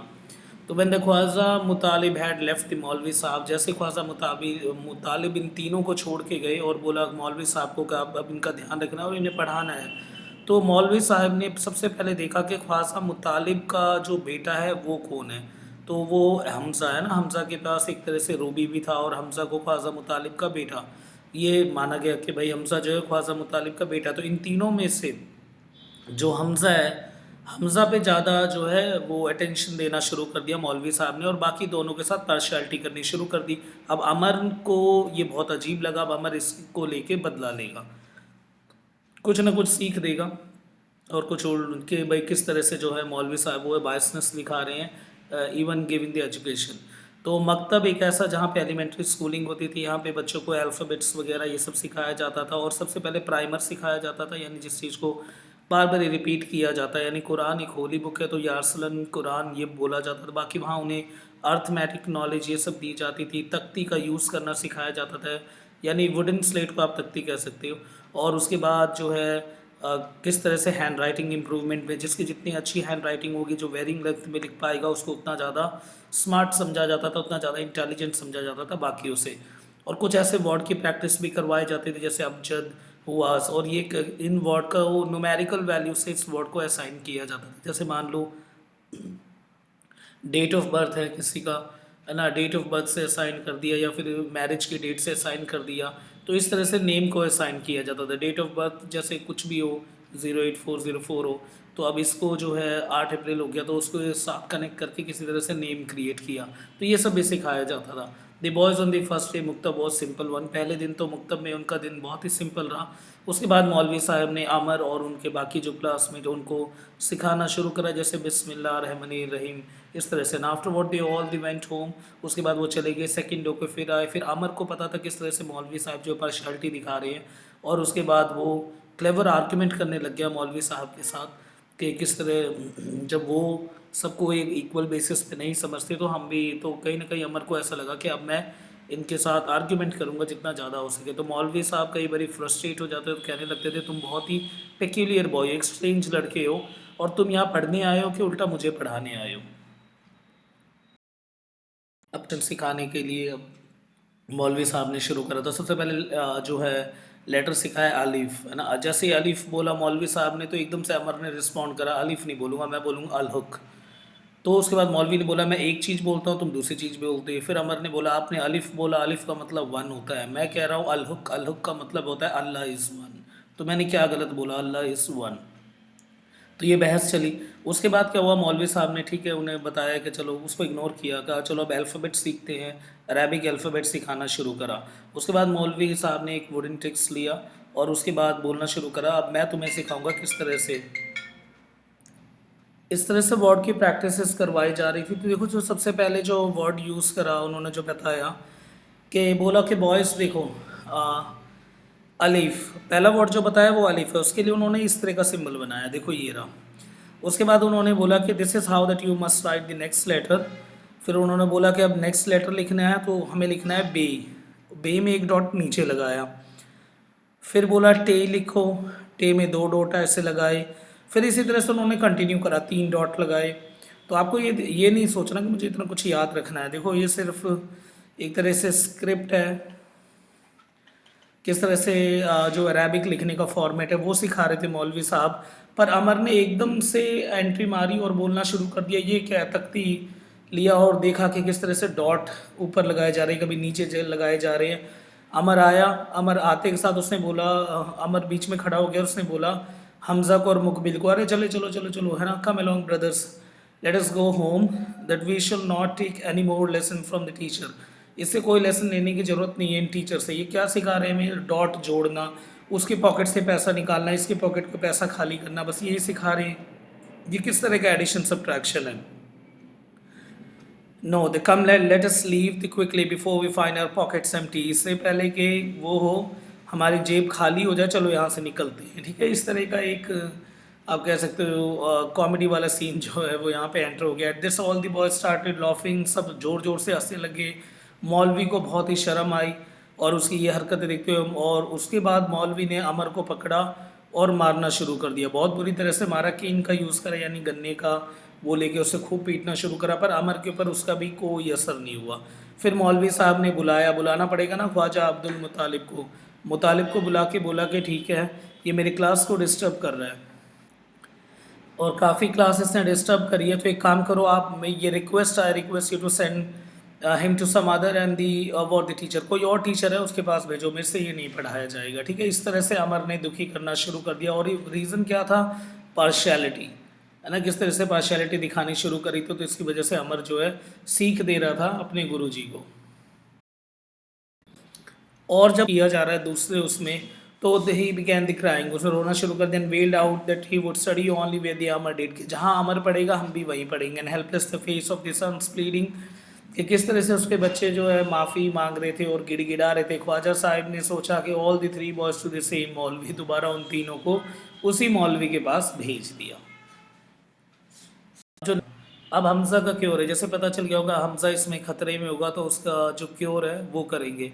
तो पहले हमज़ा के जो दो दोस्त थे उनके बारे में पता होगा आपको। एक का नाम क्या है? मुकबिल, वफ़ादार। तो जैसे इसके पीछे वफ़ादार लगाया था, इसका काम एज एन प्रोटेक्टरेट का था। और दूसरा हमारे पास जो इस पूरे राइटिंग का जो हीरो है, सेंट्रल हीरो, यानी हमारे पास अमर। ठीक है, तो ये दो इसके दोस्त हैं। उसके बाद जब अमर और जो किरण है यानी किरान, वो लंदौर के टेंट पे जाते हैं। हाँ, बीच में कहानी आपके पास नहीं है, और वो इसलिए नहीं है क्योंकि बहुत ज़्यादा बड़ी हो जाती राइटिंग, इसलिए आपके सिलेबस में कुछ कुछ पार्ट है। तो एक नया कैरेक्टर है, दिस इज़ द किरण, आप इसे किरान बोल सकते हो। तो ऐसे अमर और किरान जब लंदौर के टेंट पे जाते हैं, तो वो लंदौर को बोलते हैं कि वो हकीम को लेके आए। देखो, लंदौर राजा है, ठीक है, लंदौर राजा है, और इस राजा के पास कौन आता है? अमर आता है, और कौन होता है? किरण आता है ना, किरान बोल लो। तो अमर और किरान जो है वो लंदौर के पास आते हैं। अब वो लंदौर के पास आते हैं, किसको लेके आते हैं? एक हकीम को उठा के लेके आते हैं। अब ऐसा क्यों कर रहे हैं कि अमर जो है और उसके साथ जो किरण है वो लंदौर के पास आ रहे हैं? लंदौर राजा है, बताया मैंने। और इसमें जो सेंट्रल हीरो है हमज़ा, हमज़ा के ऊपर किसी ने जो है जहर मोहरा लगा दिया है, यानी जहर दे दिया किसी ने, और इसकी वजह से जो है वो हमज़ा, अगर उसको जल्दी से क्योर नहीं किया गया तो हमज़ा की डेथ हो जाएगी। और हमज़ा को बचाने के लिए अब ये जो बताएगा कौन, जड़ी बूटी कौन बताएगा? वो हकीम बताएगा, और उस हकीम को उठा के लेके आते हैं लंदौर के दरबार में। A special tent was arrange, इसके लिए स्पेशल अरेंजमेंट की गई थी हकीम साहब के लिए कि अगर उन्हें कुछ बुरा लग गया, अगर उसने नहीं बताया तो दिक्कत हो जाएगी। उसे बेहोश करके लेके आया गया, बाद में उसे लिटाया गया और उसके बाद होश में लाया गया। और जैसे ही होश में लाया गया तो अमर ने अपने दोनों हाथ जोड़ रखे थे, क्योंकि पता था अब जैसे ही हकीम साहब को गुस्सा आ सकता है। तो जैसे ही हकीम साहब ने अमर को देखा तो एकदम से वो गुस्से से फूट गया भाई वो, और बोलने लगा तू दोबारा से कैसे आ गया? तेरे को मैंने उस समय कहा था कि छोड़ के जा, और फिर तू मुझे उठा भी ले आया, तेरी हिम्मत कैसे हुई? इतने टाइम पे लंदौर राजा आता है, और वो आते के साथ हकीम साहब को बोलता है कि हमारी बात समझने की कोशिश करिए। आप हकीम अकीलमुन साहब है ना, साहिब, अकीलमुन साहिब।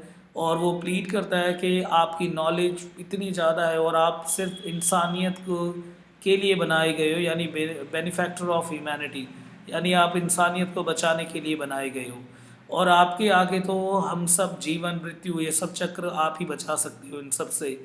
तब उसके बाद हकीम ने बोला कि बात है क्या? तब उसके बाद जो है लंदौर ने बताया कि किस तरह से अमीर हमज़ा जो है वो ख़तरे में है, और उसे बचाने के लिए जो है वो आपके पास ही है जड़ी बूटी, कि कौन सी जड़ी बूटी जो उसे बचा सकती है। ऐसे पैशनेट और फ्लैटरिंग जो है वर्ड सुन के हकीम साहब शांत हो जाते हैं। फिर वो बताते हैं कि अमीर के ऊपर जो है जो एक पॉइज़न लगाया गया है, एक डेडली पॉइज़न इसके ऊपर लगाया गया है, और and the poison he encounter it was an antidote, और सिर्फ इसका एक ही एंटीडोट है, और वो एंटीडोट जो है वो पर्शिया में मिलेगा। ठीक है, याद रखना, वो एंटीडोट पास नहीं है, वो पर्शिया में मिलेगा, वो भी पहाड़ियों पे मिलेगा पर्शिया के। ठीक है, कुछ ऐसी है जैसे लक्ष्मण के ऊपर वो जो चला देते हैं ना, और उसके बाद जो है हनुमान जी को बोला जाता है कि जाके संजीवनी बूटी लेके आओ, कुछ उससे ही कनेक्टेड है। तो वैसे ही कुछ है, कई जगह से आपको मिलेगा कि राइटिंग कहाँ कहाँ से जो है इंस्पायर्ड है, किस तरह से सब चीज़ को मिक्स किया गया है। उसके बाद बोला कि पर्शिया में एक मेडिसिन है, एक तरह की जड़ी बूटी होगी, वो के पहाड़ियों पे मिलेगी, उसे कहते हैं जहर मोहर, और वो ही एक एंटीडोट है। अगर वो जल्दी से जल्दी लेके आया जाए तभी जो है वो अमीर बच सकता है, नहीं तो नहीं बचेगा। ये सुन के जो है कि अमीर अगर उसको बचाना हो, अगर हमें हमज़ा को बचाना हो तो यही एक तरीका है। ये सुन के अमर जो है उसकी आंखों में आंसू आ जाते हैं और बहुत ज़्यादा उसके अंदर जो है मायूसी छा जाती है और पूरा मुंह सूज जाता है।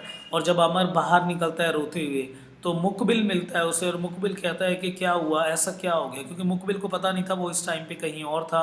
तब वो बताता है कि क्या हो गया। अमर की वो जो सूजी हुई आंखों को देख के जब मुकबिल उससे पूछता है कि ऐसा क्या हुआ है, तब अमर मुकबिल को बताता है कि किस तरह से हमज़ा जो है वो खतरे में है। अमर सुनता है, अमर को लगा था कि मुकबिल इसको सुन के बहुत ज़्यादा वो भी इमोशनल हो जाएगा, क्योंकि उन दोनों का जो दोस्त है हमज़ा, अब वो खतरे में है, उसकी डेथ कभी भी हो सकती है अगर उससे पहले जहर मोहर को नहीं लाया गया तो। पर ये सुन के मुकबिल बोलता है कि बोर हो जाता है, वो कहता है that he said that there is to cry what's there is about to cry, इसमें रोने की क्या बात है, तू तेरे को तो पर्शिया का फ्री ट्रिप मिल रहा है, जाके एंजॉय कर। और उसके बाद जा ही रहा है तो एक बार नौशरवा के कोर्ट पे भी हो ये, ठीक है, वहाँ से भी घूमा। इस तरह की बिहेवियर को देख के अमर को बहुत अजीब लगता है। अमर उससे कहता है कि वो हमारा एक लाइफ लॉन्ग फ्रेंड है, उसके बगैर हम अधूरे हैं। And he was so angry that he push, Muqbil को धक्का मारता है। उसके बाद मुकबिल कहता है कि that saying that listen don't Hari away, अब कितनी भी जल्दी क्या है, आराम से बैठ यहाँ पे। I shall right few letters, मुझे कुछ लेटर लिखना है अपने दोस्तों को, जब पर्शिया जा रहा है तो वो लेटर उन्हें भी दे आइए। अब देखो हमज़ा खतरे में है और इस तरफ जो है अमर, उसकी आंखें सूजी हुई है हमज़ा को बचाने के लिए। पर मुकबिल का इस तरह का रिएक्शन देखते हुए किसी भी रीडर का दिमाग घूम जाएगा कि या तो वो गद्दार है या फिर वो ऐसे क्यों कर रहा है। उसके बाद अमर उसको एक थप्पड़ मारता है खींच के मुकबिल को।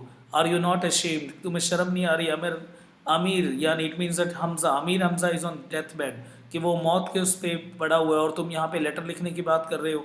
हम पे टाइम कम से कम है, उस जड़ी बूटी को ढूंढ के लाना है।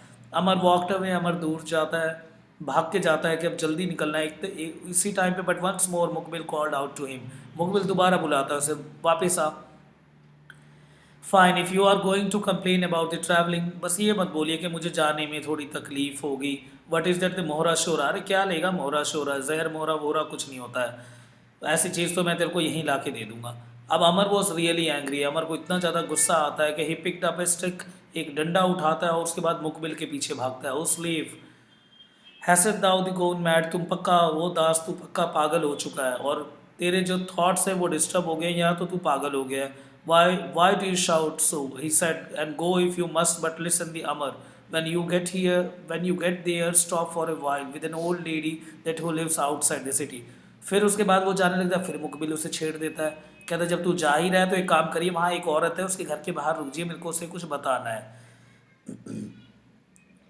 And that outside the city will you, and I only want to send her my respect, मैं सिर्फ ये चाहता हूँ कि तुम उसके घर के बाहर अगर खड़ी रहोगे तो तुमने मेरा रिस्पेक्ट उसे दे दिया। देखो इसकी हरकतें, ठीक है। तो ये कह रहा है कि सिर्फ तुम उसके घर के बाहर खड़े हो जाना, वो आके पूछेगी औरत कि कौन हो तुम, तो बता देना मैं आया हूँ इतनी दूर से, मेरा दोस्त जो है वो खतरे में, पर मुझे आपको रिस्पेक्ट देना तो मैं आगे खड़ा हूँ। तो when the Muqbil had received more than 3 blow, 3 से ज़्यादा जब उसके थप्पड़ और डंडे लग गए, तब उसने एकदम से उठ बोला और रोने लग गया, और रोते हुए चिंगाड़ते हुए उसने बोला स्टॉप या आकी, यानी रुक जाओ यार, अब तो रुक जाओ, but my head I swear, अब मत मारना मुझे। Then the Muqbil told Amar all that had happened with the Buzurjmehr, फिर मुकबिल बोलता है सारी सच्चाई। मुकबिल बताता है कि सॉरी, कि बुजुर्ग महर ने मुझे क्या बताया था। अब मुकबिल बताएगा, मुकबिल बोलेगा कि बुजुर्ग महर आज से कई साल पहले उसने मुझे एक टैबलेट दी थी और बोला था इस टैबलेट को यहाँ पे उगा दो, ठीक है। उगाने के बाद इससे एक जड़ी बूटी निकलेगी, और उसको जब तक तुम किसी के कभी भी मत बताना कि उस जड़ी बूटी के बारे में, जब तक जो तुम्हें है अमर 3 बड़ी थप्पड़ ना मारे, ठीक है। जब तक तुम्हें हमज़ा जो है, हमज़ा नहीं सॉरी, अमर है ना, जब तक तुम्हें अमर 3 बारी थप्पड़ नहीं मारेगा, जब तक तुम उसको कुछ नहीं बताओगे। एक तरह से मैंने बोला था ये पूरी कहानी जो है, इसके जो लिंक है, यानी सारे सब प्लॉट की जो कनेक्शन है वो फॉर टेलिंग पे चलती है कि किस तरह से प्रिडिक्शन जैसे कंसेप्ट पे मूव हो रही है। तो यानी ये मुकबिल बोलता है कि जिस जड़ी बूटी को तुम ढूंढ रहे हो वो यहीं पे है, बिल्कुल मेरे पास। और मुझे ये बोला गया था कि जब तक मुझे 3 बारी नहीं मारा जाएगा जब तक मैं तुम्हें ना बताऊँ। अब मैं वो तुम्हें बता देता हूँ वो किस तरफ है। ये सुन के अमर जो है इतना ज़्यादा खुश हो जाता है कि वो उसे अपने बाहों में कस लेता है, उठाता है, लिफ्ट करता है और खूब उछलता है कि लेकिन अब तो बच जाएगा हमारा दोस्त। अमर छलांग लगाता हुआ लंदौर के पास जाता है और बोलता है कि ये देखो हकीम साहब, वो जड़ी बूटी मैं ले आया। उसके बाद हकीम साहब उसे उसके पूरे शरीर पे लगाते हैं। जो ब्लैक जो कलर और पैचेस बन रखे थे स्किन पे और स्टमक के ऊपर, वो अब वापस नॉर्मल होने लग जाते हैं। और यहीं पे जो है वो जो जहर मुहर है वो काम करना उसने शुरू कर दिया। और इस तरह से अब जो है वो हमज़ा हील होना शुरू हो गया। क्योंकि सर हकीम साहब ने ऑर्डर किया कि फ्यू हर्ब्स लेके आओ। उसके बाद उसको एक थिक सिरप बनाया, उसको एक पॉट में रखा, एक होल बनाया centre at the centre of the tablet, और उसके बाद एक थ्रेड लगा के उसको जो है पेंडेंट की तरह, नेकलेस की तरह गले में बांध दिया। हकीम साहब ने उसके बाद टैबलेट को निकाला और उस पॉट में दोबारा डुबाया और सिरप लगाया उसमें। और उसके बाद 3 घंटे तक वेट किया और वो टैबलेट जो है उसको उसके बाद थिक हनी लाइक सब्सटेंस बना उससे। हकीम साहब ने वो जो है हमज़ा के मुंह को खोला और उसमें 3 ड्रॉप डाले वो मेडिसिन मिक्स वाला। और उसके बाद जैसे शाम हुई, द कलर ऑफ द जो अमीर हमज़ा है उसके जो शरीर का जो कलर है वो बदलने लग गया। अगली सुबह को उसका स्किन जो है वो नॉर्मल होना शुरू हो गया और वो अभी तक बेहोश था। उसके बाद हकीम साहब ने 3 ड्रॉप और लिक्विड के लिए और उसके मुंह के अंदर डाला। उसके बाद जो है हमज़ा बिगनिंग थोड़ा थोड़ा मूवमेंट करना शुरू कर दिया उसने। That night to remain the unconscious, पर फिर भी उस दिन वो बेहोश था। उसके बाद जो है अमीर हमज़ा ने अपनी आंखें खोली और कुछ कंफ्यूजिंग वर्ड्स बोले और उसके बाद दोबारा वो सोने लग गया। By the evening the how the Amir Hamza had recovered, हो रहा उसी उससे अगले शाम को वो रिकवर होना शुरू हो गया। और इस तरह से हकीम साहब ने जो है पूरी स्टोरी बताई कि क्या हुआ था तुम्हारे साथ। उसके बाद अमर और जो लंदौर है वो बहुत ज़्यादा खुश हुए और एक दूसरे को गले लगाया। हकीम साहब भी बहुत ज़्यादा, हकीम साहब वॉज लेस एक्साइटेबल, वो कम थे एक्साइटेबल, बस सिर्फ उन्होंने स्माइल करना रोज़ का काम है उनका। तो in the days that followed there were the marriage celebration, हर जगह सेलिब्रेशन हुई। अमर ने डांस किया और उसके बाद उन्होंने फूड ड्रिंक्स वगैरह ये सब एंजॉय करे। फाइनली जो है अमीर हमज़ा ने वापस जो है उन्हें पर्शिया छोड़ दिया, किसको, हकीम साहब को। और इस तरह से जो है वो ये जो पूरा टाइटल था क्योर ऑफ हमज़ा वो हो गया है ना, तो हमज़ा को बचा लिया गया। नेक्स्ट हमारे सल सिटी में क्या है, अमर उठता है एक दिन and packed up the canopy and left the cave in search of the village. तो वो गुफा से निकलता है, ठीक है, सीन दिखा रखा है, और वो गांव की तरफ मूव करता है। He had not walk far, वो ज़्यादा दूर तक नहीं जाता। When he came to the gates of a city, एक सिटी आती है और उसके गेट तक पहुंचता है वो। और उसके बाद क्या हो गया, that Amar went in disguise, वहाँ पे वो अपने रूप को बदल लेता है। तो सॉर्सरर का मतलब क्या होता है, जो मैजिकल होता है, एक तरह से विजार्ड टाइप का, जो अपने रूप को बदल सकता है, ये सब जादुई, ठीक है, इस तरह से अपने रूप को बदल लेता है। और उसके बाद अमर जो है पहले वो जाता है उस सिटी में, वो देखता है बहुत ही शानदार सिटी है। स्ट्रीट में बहुत सारे डेकोरेटेड शॉप हैं, बहुत ही एक्सपेंसिव ग्लिटरिंग जो है वो है, और काफ़ी ज्वेलरीज हैं, ज्वेलरी की काफ़ी शॉप्स हैं, कई तरह के ज्वेल्स हैं, गोल्ड सिल्वर सब कुछ, ठीक है। और उसके बाद यहाँ पे बहुत खूबसूरत बिल्डिंग्स है, पर इस वो देखता है कि इनमें कोई शॉपकीपर वगैरह ये सब नहीं है, कि वहाँ कोई इंसान ही नहीं दिखता उसे। तो वो सोचता है मैंने बहुत दिनों से जो है पैसे नहीं लिया, कहीं से पैसे बनाए भी नहीं मैंने, देखो लिखा है पैसा इन मैनी डेज, तो आज एक काम करता हूँ यहाँ से ना कुछ उठा लेता हूँ। वो देखता है आसपास कुछ है नहीं, तो अमर क्या करता है, कुछ ज्वेल्स उठाता है और एक पाउच में डाल लेता है। इतने में जैसे ही वो पाउच में डालता है तो एक छोटा सा पपेट निकल के आता है ज़मीन से और बोलता है, you scoundrel, in A surprise deep voice, कि तुम्हारी हिम्मत कैसी हुई ऐसे। एंड फ्राइटेंड अमर ड्रॉप, डर के मारे अमर जो है, अमर के हाथ से वो ज्वेल्स जो होते हैं वो छूट जाते हैं। और इतने में क्या होता है, द मैजिकल वर्ड, और अमर को लगता है पता नहीं क्या चीज़ है, कि एक पपेट सा आया और दिखा। Amar reached out a handful but once, तो अमर सोचता है चलो छोड़ो, दोबारा पाउच उठाता है और वो आगे जाता है। फिर दोबारा से वही पपेट निकल आता है, उसे रोक देता है। इससे इरिटेशन बहुत ज़्यादा जनरेट हो रही थी ये पपेट से, बार बार पपेट्स निकलते थे और अमर को धमकी देते थे कि छोड़ दे इसे वापस। One is the shop closest to the gate, जैसे वो गेट के पास पहुंचता है वापस, अब गायब मतलब निकलने वाला ही होता है, तब से एकदम उसके पाउच ऑफ कॉइन को फिर कोई पकड़ लेता है। बहुत ग्रिप इतनी तेज होती है कि जैसे कि मान लो कोई स्टील की ग्रिप हो। और फिर अमर को धक्का मारता है पीछे की तरफ और बोलता है कि थीफ, चोर, इसको छोड़ वापस, ठीक है।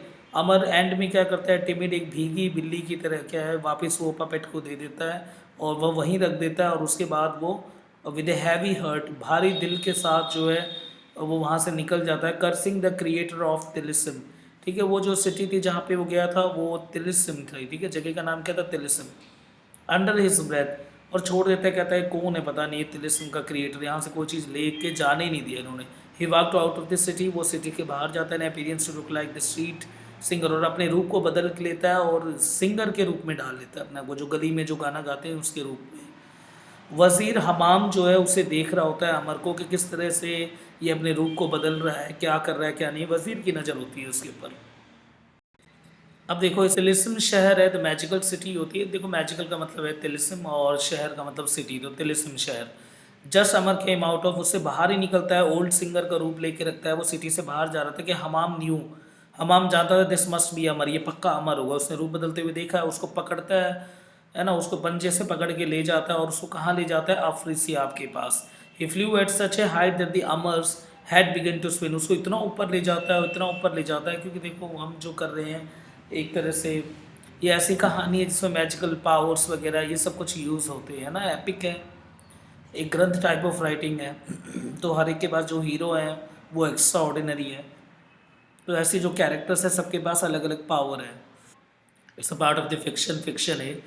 तो वो उतनी ऊपर ले जाता है, उसके बाद बोलता है sir set the wazir Hamam as he laid at the unconscious Amar on the floor of the emperor feet, और ऊपर ले जाके एम्पर के पैरों के पास फेंक देता है, ऐसे ही कहता है देखो मैं किसको लेके आया हूँ। I search the whole of the tilism and this is the only unfamiliar face I saw, आपने मेरे को काम दे रखा है तिलिस्म के ऊपर घूमने का, और मैं तिलिस्म के ऊपर घूम रहा था, मेरे को बस जो एक अजीब सा चेहरा दिखा वो इसी का दिखा, this old singer must be Amar, पक्का ये अमर हो सकता है, डिस्गाइज उसने रूप बदल रखा होगा अपना। अमर बहुत फेमस कैरेक्टर था, ठीक है, और अमर को हर कोई जानता था, उससे लगता था कि इतनी शक्तिशाली और इसके रूप बदलने का काम पक्का कहीं ना कहीं अमर को होगा। ये फिर से दोबारा से हनुमान जी का सीन, जिस तरह से वाटिका में जाते हैं, पेड़ वेड़ उखाड़ते हैं, फिर रावण के आके लेके आया जाता है, कुछ रिलेट कर ही पा रहे होगे आप ये सब। अब जो इसके बाद अमर अब मीट कर मिलता है आफरिसियाब से, तो जो आफरिसियाब है वॉज डिलाइटेड द प्रिजनर, वो देखता है वाह क्या बढ़िया चीज़ ला के दी है इसने हमान ने, and then he leaned forward and peering the armor face he said why you the cunning old fellow it is not true that you have killed my sorcerer, कि तुमने मेरे इतने सारे सॉर्सरर को मार दिए वहाँ पे, ठीक है, तुम कौन हो। तो Amar open his eyes and splendid coat, वो दिखता है इतना शानदार, उसके बाद एक राजा दिखता है और कई आसपास जो है वो जादू वाले जादुई टाइप के लोग जो है वो खड़े हैं, और सब ज्वेल्ड थ्रोन के भाई जिस गद्दी पे बैठा हुआ है पूरा, ये सब कुछ पिक्चोग्राफिक सीन अगेन। अमर खड़ा होता है, उसके बाद एंथुसियास्टिक जोश से भर जाता है, और मतलब जोश से बोलता है, अंदर पूरा पावर फील करके बोलता है what a fortunate old singer am I, मैं कितना अच्छा एक सिंगर हूँ, ओल्ड सिंगर हूँ मैं, कि may lord Samri Jamshed blessing remain with you, कि हमारे जो लॉर्ड भगवान हैं उनके आशीर्वाद आप पे बना रहे, such is my good fortune to be presence of your majesty, इतने महान राजा के आगे मैं आया हूँ, फ्लैटरिंग करना शुरू कर दिया उसने, ठीक है, कि इतने महान राजा के आगे आया, ये मेरे लिए सौभाग्य की बात है। उसके बाद कहते हैं have I killed some people, क्या मैंने किसी को मारा है, oh sir I have never harmed so much as an ant, मैं एक चींटी को भी नहीं मार सकता, I am merely a singer no business with the court, मैं तो सिर्फ एक सिंगर हूँ, इधर उधर जो गाते हैं बजाते हैं वो, it was all my want, मेरे कपड़े देखो सब कुछ देखो, और मेरे पास सारंगी है, मैं किसी को मार कैसे सकता हूँ। लग रही होगी आप सबको कहानी, है ना। तो could it be the wondered at this minister had made mistake, तो शायद लगता है इस मिनिस्टर से कोई गलती हुई है। After she said that you are the talented in the art of the flattery, मुझे पता है ओल्ड मैन तुम फ्लैटर बहुत ज़्यादा कर रहे हैं मुझे, sir my name is the Tantod Khan, मेरा नाम है तनतोड़ खान, ठीक है, एंड दी हारमोनी बूस्टर, मैं इस हारमोनी को बहुत अच्छी तरह से प्ले करता है, एन ऑड नेम, आफ्रिक साहब कहता है बड़ा अजीब नाम है, my lord my grand father was older still, मेरे जो ग्रैंडफादर उनका नाम और अजीब और पुराने हैं वो, द फेमस राग मरूद खान उनका नाम है, द मेलोडी रेंचर, हर जगह वो जो अपनी आवाज़ से जो सुर से जादू फैला देते थे, सच नेम इन माई फैमिली, ऐसे ही नाम हमारे फैमिली में शुरू से आते जा रहे हैं।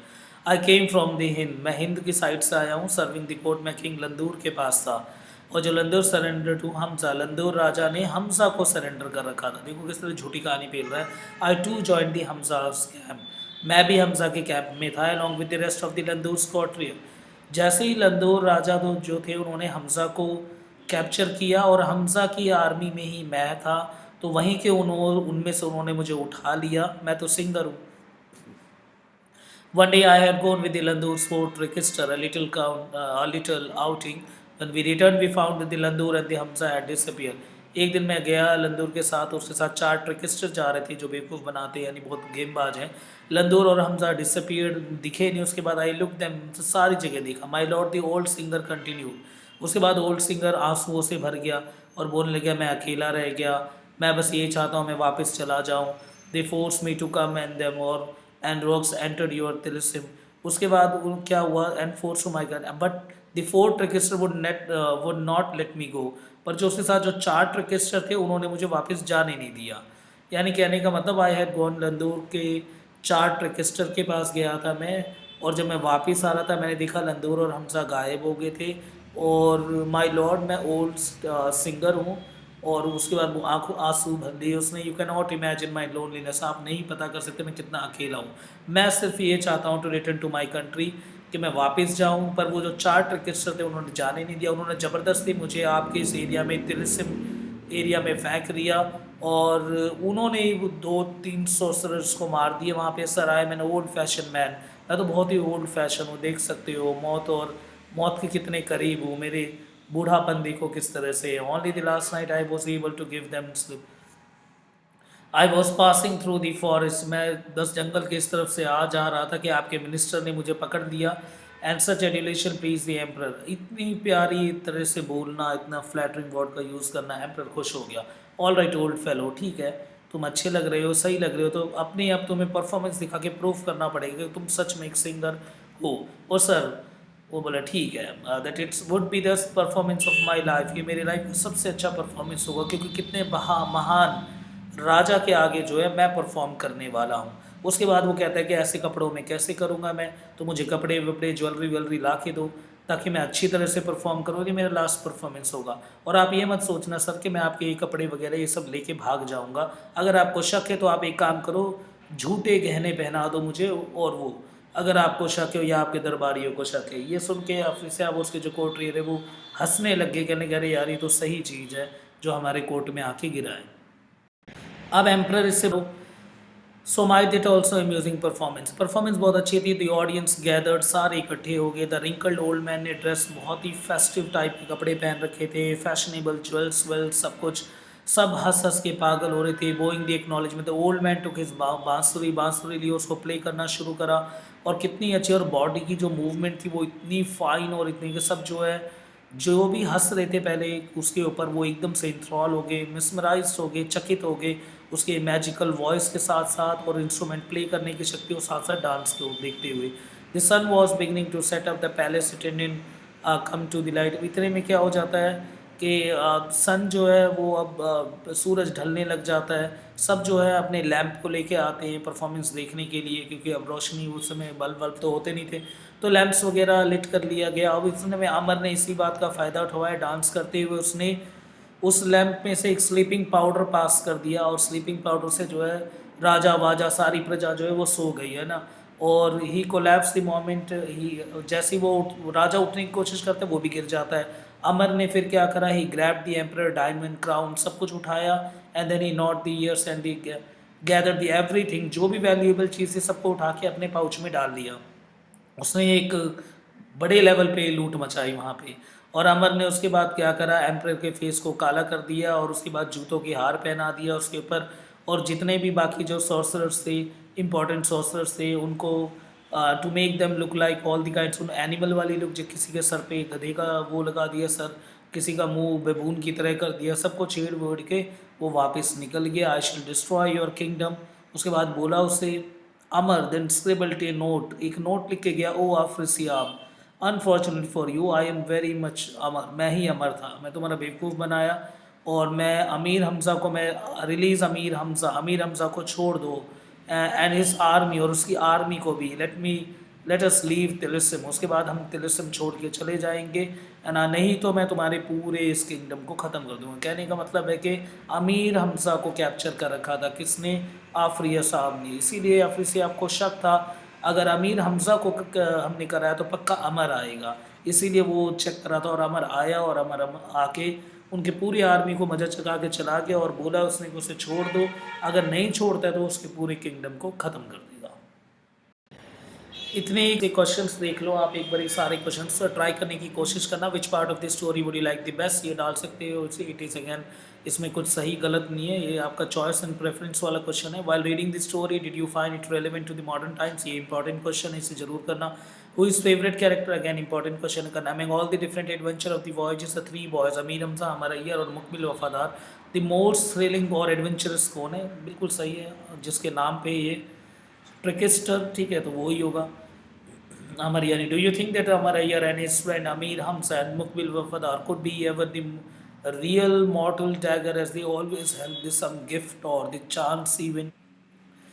ठीक है, तो ये किस तरह से चांस इवेंट, इस क्वेश्चन को मत करना क्योंकि वही अटेम्प्ट कर सकते हैं जिन्होंने पूरा पढ़ रखा हो, क्योंकि आपके पास कुछ कुछ पार्ट है कहानी के, पूरी आपके पास कहानी नहीं है, पूरी नॉवल आपके पास नहीं थी, सिलेबस में ही नहीं है, तो इसीलिए।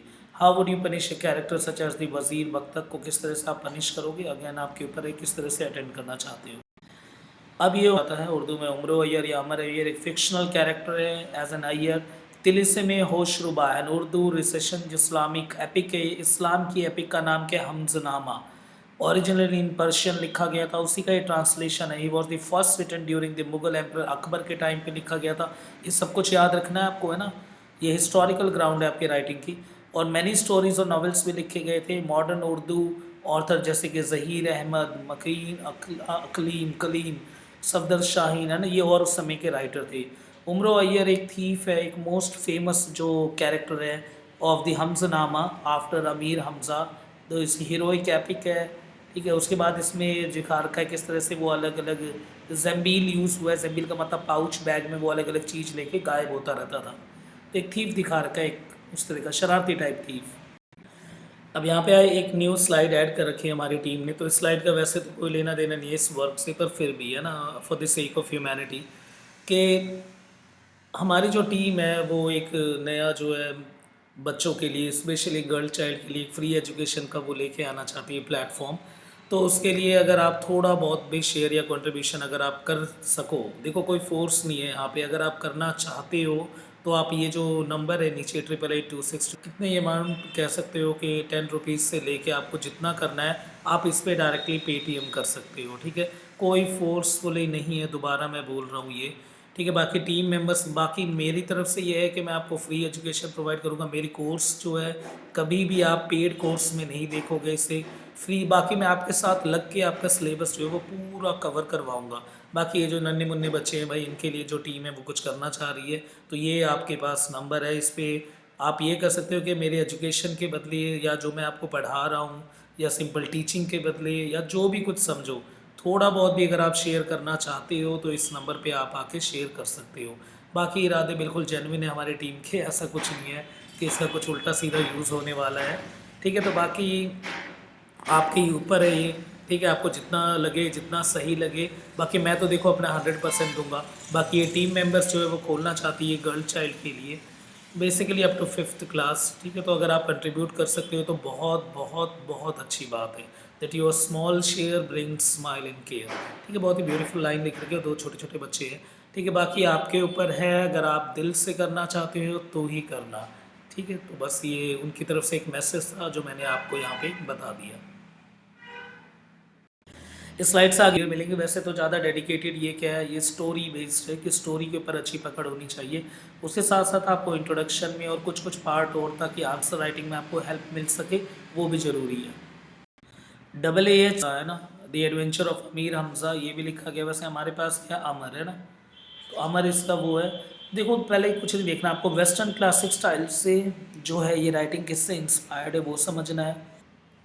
2 ऐसे वर्क है जैसे ली मॉर्थ दी ऑर्थर है ना, किंग आर्थर के ऊपर है, ये भी कुछ ऐसी कहानी थी, उनसे इंस्पायर्ड है। उसके साथ साथ ओरलैंडो फ्रूसियो, इससे भी इंस्पायर्ड है ये राइटिंग। और इसमें फॉल्कलोर है, लेजेंड्स है, लेजेंड वाली राइटिंग है, नरेटिव्स यूज़ हुए हैं, ऑरल एनेक्डोट है, ठीक है। ये एनेक्डोट्स है जिसके थ्रू कहानी होती है छोटे, जिससे कि हमें सीख दी जाती है। और oral form of history, oral history का पार्ट है, तो मैंने ये बता ही दिया था आपको। बाकी यार स्लाइड हो जाएगा, देख लेना किस तरह से एनेक्डोटल अकाउंट भी है। क्योंकि आ सकता है आपके पास एनेक्डोटल है स्टोरी, ठीक है, तो एनेक्डोटल के रिगार्डिंग ज़रूर पढ़ के जाना। अब कुछ क्वेश्चन ना हो तो उसके लिए ये सही है। The story starts with the development of the Amir Hamza's character, the pre Islamic warrior the brave man. Hamza एक war master in the martial skill, और उसके साथ साथ उसके जो दो वो है, उसके बाद किंग नौशरवानी। शॉर्ट में है, बिल्कुल शॉर्ट में। तो अगर आपको लिखना होगा तो आंसर राइटिंग में इस तरह की शॉर्ट स्टोरी की बहुत ज़रूरत पड़ती है कि हम कहानी को जल्दी जल्दी लिख दें, उसके बाद जो भी क्वेश्चन में पूछा गया है उसको हम अच्छी तरह से जो है उसको रिफ्लेक्ट कर पाए आंसर में। तो वहाँ पे आपको आंसर राइटिंग में बहुत हेल्प मिलेगी इसमें। ये भी कहानी है, देखो ना, तो आप बस स्लाइड को रोको और उसके बाद देखो, एक बार पढ़ लेना ताकि आपको लिखना आ सके, क्योंकि लिखना बहुत ज़रूरी है। वहाँ पे आंसर को प्लेस करना वो बहुत ज़रूरी है, जैसे सुपरनैचुरल वर्ल्ड, उसके बाद किस तरह से राइटिंग को लिखा गया है, ठीक है। तो ये जो लिखने का स्टाइल है वो आपको सीखना पड़ेगा यहाँ देख के। या ट्रिकरी क्यों शो कर रही है, या ट्रिकरी क्या नेचर है, इसे क्या बोलते हैं। देखो अमर अय्यर, अय्यर मीन्स ट्रिकस्टर, ठीक है, याद रखना अय्यर का मतलब ट्रिकस्टर है। अय्यर ही वो जो कि गेम खेले या गेम घुमा दे। आपको देखो कहानी बहुत डीप में पता ही है, आप वो सारे सीन और इंसिडेंट लिख देना, बस आपको जो स्टार्टिंग चाहिए वो यहाँ से आपको मिल जाएगी, ठीक है। स्टार्टिंग के लिए ये इंपॉर्टेंट है, यहाँ से देख लेना किस तरह से अटेंड करना है आपको। लग रही हैं उसे उठा के लिखना शुरू कर दो। अगर नहीं समझ रहा तो अपनी तरफ से भी आप जो है वो बेसिकली ग्राउंड सेट करके लिख सकते हो। ये विट एंड ह्यूमर का देख सकते हो, जो जो आपके सिलेबस में, देखो ये तो पूरी बुक के बाद का है ना व्यू, पर हमारे सिलेबस में जो जो है वहाँ के सारे आपको विट एंड ह्यूमर यूज़ करना है, ठीक है। कहाँ कहाँ पे ह्यूमर और विट है। विट का मतलब क्या, इट मीन दैट नॉलेज तो है, पर the perfection of using that knowledge है, आप कहाँ कहाँ पे उसको कैसे नॉलेज को यूज़ कर रहे हो। क्योंकि जो मेन प्रोटैगनिस्ट है अमर, है ना, अमर जो मेन प्रोटैगनिस्ट है वो विट एंड ह्यूमर दोनों है उसके पास, है ना। विट एंड ह्यूमर देखा होगा, जैसे लास्ट सीन मैंने बताया, उसके दरबार में जाके कैसे फ्लैटर किया, और इससे पीछे वाला। और विट का क्या है, उसके अंदर एक्सलेंस और परफेक्शन का है। विट का अमर को लेके भी आप विट प्रेजेंट कर सकते हो। उसके बाद जो जैसे भक्तक है, भक्तक के साथ बेजुर मेहर है, तो बेजुर मेहर को लेके आप एक विट कर सकते हो, जैसे उल्लुओं की शादी होने वाली है तो क्या डिमांड करा था, और मॉरल किस तरह से है, ठीक है। ये सब कहानी को 4-5 बारी समझो, ठीक है। इसमें कहानी को समझना ज़्यादा ज़रूरी है। इसमें आंसर राइटिंग स्किल्स देखे जाएंगे आपके, किस इंसिडेंट से आप कितना बेहतर उठा के लिख सकते हो। बाकी ट्रिक वो आप इसे रोक के देख सकते हो, नहीं तो आप अपनी तरफ से भी लिख सकते हो। बार बार ही मैं कह रहा हूँ, यहाँ पे कहानी बहुत ज़रूरी है। अगर कहानी तक अगर आपको सब कुछ पता है तो आप उसको अपनी स्टाइल से लिखो, ठीक है, क्योंकि यहाँ पे कहानी का ही मेजर रोल है। बाकी क्वेश्चन किस तरह से ट्रैक करते हैं, वो किस किस का इन्फ्लुएंस दिखाते हैं, वो मैंने बीच बीच में आपको बताया है, कैसे कैसे आपको अटेम्प्ट करना है आंसर को। The same is for help मिल सके। Cultural, the soul of the dastan यानी कहानी, है ना, इज़ एन एंटरटेनमेंट तो है ही, साथ ही साथ कल्चर को है, उर्दू लिटरेचर को एनलाइवन करना, और इस उर्दू लिटरेचर को सबके सामने रखना, उर्दू को मिथिकल ग्राउंड पे सेट करना, एंड उर्दू लिटरेचर को किस तरह से बाकी अदर लिटरेचर जैसे इंग्लिश लिटरेचर है, ऐसे Hindi literature, the same for the Urdu literature, उसकी ग्राउंड को, और उर्दू जैसे लैंग्वेज को प्रोटेक्ट करने के लिए, और उर्दू का ऑरल फेज ऑफ हिस्ट्री उसको एनलाइवन करने के लिए इस तरह की राइटिंग बहुत ज़्यादा ज़रूरी है। बाकी आप लिख सकते हो कि इस तरह की राइटिंग को लिखना इसलिए क्योंकि हम इससे अपने कल्चर को प्रिजर्व करते हैं, अपने हिस्ट्री को प्रिजर्व करते हैं, और ऑरल फॉर्म ऑफ हिस्ट्री ही रियल हिस्ट्री है जो कि एग्जिस्ट करती है। ये ऐसी हिस्ट्री है जो कि मेन स्ट्रीम का पार्ट होना चाहिए, पर स्टिल आउट ऑफ स्ट्रीम है। तो मेन ऐसी सी राइटिंग जब आती है तो वो बच्चों को कल्चर और रूट्स और इन सब से कनेक्ट करती है, और ये मेन स्ट्रीम की जो मूवमेंट है किसी भी राइटिंग में वो लेके आती है। स्लाइड पर तरह से है, ये एक तरह का फोल्कलोर है, फोक वे में है, रिलीजियस सेंटर दिखा रखा है, एजुकेशनल सेंटर भी इसका है, ठीक है। तो किस तरह से बाकी जो सेंट्रल हीरो है कैसे प्रेजेंट किया गया, एक रियल हीरो है और हिस्टोरिकल इंसिडेंट है, ये सब हिस्ट्री, फिलॉसफी, आर्ट सब कुछ इसमें मिक्स है। यहाँ पे देखो वही है, किस तरह से द नरेटिव क्वेश्चन के कौन अलग अलग जो है वो छोटी छोटी स्टोरीज मूव कर रही है। मान लो ये नरेटिव 1 है, इसी तरह से नरेटिव 2 है, ये नरेटिव 3 है, हर अलग अलग कहानी है, और ये सारी कहानी एंड में जुड़ के that forms the Meta narrative. क्या बनाती है, मेटा नरेटिव। ये जो मेटा नरेटिव है, यानी मेन कहना क्या चाहते हैं इस कहानी में, यही मेटा नरेटिव का जब हम एक्सटेंशन देखते हैं, that sets the moral ground, यही मॉरल ग्राउंड सेट करते हैं। और इसी मेटा नरेटिव के ऊपर जो है हमारी प्लॉट का फैब्रिकेशन होता है। प्लॉट का मतलब the reason behind the story, कहानी के पीछे कारण क्या है, तो वो जो रीज़न बिहाइंड द स्टोरी का कंसेप्ट होता है, that is the Meta narrative. और यही मेटा नरेटिव जो है एज एन प्लॉट की तरह काम करती है, ठीक है। तो ये मेटा नरेटिव तो वही बता रखा है हमें, नरेटिव को क्वेश्चन है, कई सारे नरेटिव्स आपस में मिक्स हो रहे, that forms the Meta narrative. ये मेटा नरेटिव प्लॉट को स्ट्रेंथन करेंगे, इस प्लॉट के ऊपर मॉरल और एनेक्डोट मूव होगा, कैरेक्टर बेशक फिक्शनल कैरेक्टर्स हैं, एक तरह का फेबल ग्राउंड भी लगता है, तो ये सब आपको लिखना आना चाहिए। उसके साथ साथ इंट्रिकेट है, जैसे ट्रिकरी यूज़ किया गया, लव एंड ब्यूटी यूज़ किया, इंचैंटमेंट यूज़ किया हुआ है, इन सबको ईस्ट मिडिल ईस्ट के कल्चर के साथ ब्लेंड करके रखा गया है। जैसे कि ये उर्दू एपिक है, तो एपिक लिटरेचर का पार्ट है, तो ये क्वेश्चन तो 100% इसका तो बहुत चांसेस है, दिस वेरी इंपॉर्टेंट। ठीक है, अब एपिक की डेफिनेशन देखनी है, टाइप्स ऑफ एपिक देखना है, उसी के हिसाब से आपको आंसर को सेट करना है और लिखना है। यहाँ पे एपिक की डेफिनेशन क्या है, देखो एपिक एक पोएम हो सकती है लॉन्ग या टिपिकली नॉवल लेंथ की भी हो सकती है, कोई पोएटिक वर्क हो सकता है, एक नरेटिव पोएम है, कोई भी नरेटिव वर्क है, दैट फॉर्म्स से meta narrative. Convention, rhyme, meter, एक कन्वेंशनल स्टाइल ऑफ राइटिंग से लिखी जाती है, पुराने स्टाइल ऑफ राइटिंग से। इसमें स्टोरीज कल्चरल ग्राउंड पे भी सेट हो सकती है, हिस्टोरिकल ग्राउंड पे भी और रिलीजियस भी। तो ये कल्चर पे भी है, हिस्टोरिकल पे भी है, रिलीजियस का, तीनों का कल्बिनेशन, इसलिए परफेक्ट एग्जाम्पल है किसका, एपिक का। अब ये the language of an epic is formal होना चाहिए, एलिवेटेड हाई फाई लैंग्वेज होनी चाहिए, विविड, उसमें मेमोरेबल इमेजेस होने चाहिए, सब है इसमें। एपिक में आर्काइक होना चाहिए, फैशनेबल, आर्टिफिशियल लैंग्वेज भी यूज़ होने चाहिए, जैसे इसमें कुछ कुछ किए गए हैं। Epic has been use for a variety of purpose through out the history, कई सारे इसके पर्पस होते हैं, कल्चर को शेप में रखना, कल्चर को भूलने नहीं देना, इसकी कल्चरल वैल्यू होती है, ट्रेडिशनल वैल्यू होती है। जैसे कि एक मेडिवल यूरोप में बियोल्फ लिखा गया था, जिसे आज भी वेलर यानी शान माना जाता है नाइट को, जब या रेनेसा इटली को रीड करना हो तो उसके लिए वो बहुत ज़रूरी है। तो इस तरह से हम अपनी कल्चर को प्रोटेक्ट कर सकते हैं through such type of writing. ये मॉडर्न एक तरह से पर्सपेक्टिव है regarding to the epic, epic को लेके कैसे, जैसे कंटेम्प्रेरी राइटर आज किस तरह से लेते हैं एपिक को। History of epic, ancient civilisation में ग्रीक, रोमन, इंडियन, इनमें काफ़ी यूज़ होता था एपिक। एंशियंट एपिक जो है, जो ग्रीस स्टाइल की राइटिंग है, ओडिसी जैसे हो गई, ये सब है। क्लासिकल एपिक्स भी होते हैं, जैसे वर्जिल की होगी, एनियड की होगी, ठीक है, ये सब वर्जिल ने जिस तरह एनियड लिखी थी वो सब। तो ये उर्दू लिटरेचर का जो है एंशियंट एपिक का भी पार्ट है और क्लासिकल एपिक का भी। तो एपिक से कनेक्ट करना है तो हम बोल सकते हो इसे, जैसे टेस्ट इसमें भी है, Gothic way of presenting that writing growth. Gothic means it mean writing में रोमांस होगा, और रोमांस के साथ साथ क्या होगा उस राइटिंग में कि जो रोमांस के साथ साथ उसमें हॉरर होगा। तो हॉरर एंड रोमांस जब आपस में जो होते हैं जिस राइटिंग में, जैसे ब्यूटी, आर्ट और उसके साथ साथ हॉरर जैसे कंसेप्ट हो, उसको हम क्या बोलते हैं, गॉथिक।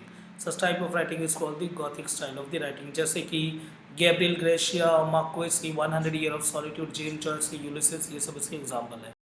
अब ये दो एपिक एंड सेकेंडरी एपिक है ना, types of epic. Primary epic वो होते हैं जिनके रूट्स ऑरल ट्रेडिशन में एग्जिस्ट करते हैं, तो बिल्कुल परफेक्ट एग्जांपल है जो हमारे पास राइटिंग है, ये प्राइमरी एपिक का पार्ट है। And have been pass down orally from generation to generation, orally pass होते हैं, फिर इसे कभी कोई लिख देता है, ठीक है, इसी तरह का है। सेकेंडरी एपिक जो कि दूसरे तरह के होते हैं, प्राइमरी इसमें ये हिस्टोरिकल इवेंट और फिगर होता है, but they are not a part of the oral tradition के पार्ट नहीं होते, जैसे पैराडाइज लॉस्ट हो गया, what with leaves of the grass हो गया, पर ये is an example of primary epic, ठीक है, तो वेरी इंपॉर्टेंट, ठीक है, जरूर लिख के आना। नेशनल एपिक होते हैं कि नेशन उनको सेलिब्रेट करता है, उस एरिया के, उस लैंड का जो कहानी है, जैसे कि हमारी रामायण और महाभारत है, इस तरह से एक पर्टिकुलर लैंड अगर उस ज़मीन से रिलेटेड कहानी कनेक्टेड है तो वो है। तो ये नेशनल एपिक के फॉर्म में भी जो है वो अरब वर्ल्ड के उसमें सेलिब्रेट किया जाता है। रिलीज फॉर्मेट में फिट होता है, हीरोइक एपिक भी है, मॉक एपिक भी है, कई मजाक वाला, लव एपिक भी है, ठीक है, डायडैक्टिक के थ्रू जर्नी भी है ये, ठीक है, जर्नी वाली एपिक भी है, ठीक है, तो ज़्यादातर ये डायडैक्टिक है, ठीक है, ये ध्यान रखना। एपिक ध्यान रखना, इस टर्म को बर्टोल्ड ब्रेशेट ने दिया था 20th सेंचुरी में। एपिक थिएटर एक टेक्निक होता है जिसमें एलिनेशन और इस तरह का कंसेप्ट होता है। एलिनेशन का मतलब क्या है कि जैसे कि जो कहानी वो स्टेज पे दिखाई जाएगी उससे ऑडियंस देख रही होगी, और ऑडियंस को पता है कि उनका बेवकूफ़ बनाया जा रहा है, इस तरह की कोई चीज़ होती नहीं कि रूप बदल लेना, गायब हो जाना, ये रियलिटी से दूर है, पर फिर भी वो बेवकूफ़ बनने को तैयार है, ठीक है, इस तरह का एलिनेटन। यानी एलिनेट का मतलब क्या होता है, पहली जो है जो ऑडियंस होती है, स्पेक्टेटर, रीडर, वो पहले ही अपने आप को इस कहानी से दूर कर लेते हैं, एलिनेट कर लेते हैं, उन्हें पता है कि ये ऐसा रियल में एग्जिस्ट नहीं करता, पर स्टिल इस तरह की राइटिंग बहुत ही ज़्यादा रीडर को पसंद आती है। बेशक उसमें रियलिटी नहीं है, एलिनेशन का कंसेप्ट है, पर स्टिल इस तरह की राइटिंग जो है बहुत ही फेमस मानी जाती है और बहुत को पसंद आती है। कंक्लूज़न है लेना, ठीक है, और पढ़ लेना बाकी एपिक के बारे में आप, इसका कंक्लूज़न और ये ओवर इसको ही पढ़ लेना, या फिर थोड़ा सा जो जो आपको मेन मेन लगे उसे उतार लो। वैसे इस जो राइटिंग है वो आपके पास अमर है, पर आप जो हमज़ा है वो सेंट्रल कैरेक्टर है, तो उससे आपको पता होगा कि अमर कौन है। ठीक है, तो जो इसका आता है वो इसका कहीं ना कहीं जो है कंक्लूजन इसका आएगा, तो कंफ्यूज मत हो जाना इसका दे रहे हमें तो इसका हमारे पास तो ये वर्क है, ऐसा नहीं है, उससे ही कनेक्टेड है ये भी सेम। यहाँ पे ये व्यूज़ अपने दिखाना, और नीचे कमेंट जरूर किया करो, जो वर्क आपको टफ़ लगे उसको प्लीज़ नीचे मेंशन करो, और कमेंट्स ज़्यादा से ज़्यादा करो, लाइक ज़्यादा से ज़्यादा करो। ठीक है, जितना ज़्यादा कमेंट्स और लाइक करोगे उतना ज़्यादा यूट्यूब जो है उसको प्रोजेक्ट करना शुरू करेगा। ठीक है, बाकी सभी को थैंक यू जो इतने अच्छे अच्छे मैसेजेस करते हैं नीचे। ठीक है, थैंक यू। अगर इसके रिगार्डिंग कोई डाउट वगैरह हो तो आप नीचे ज़रूर कमेंट कर सकते हो। Thank you.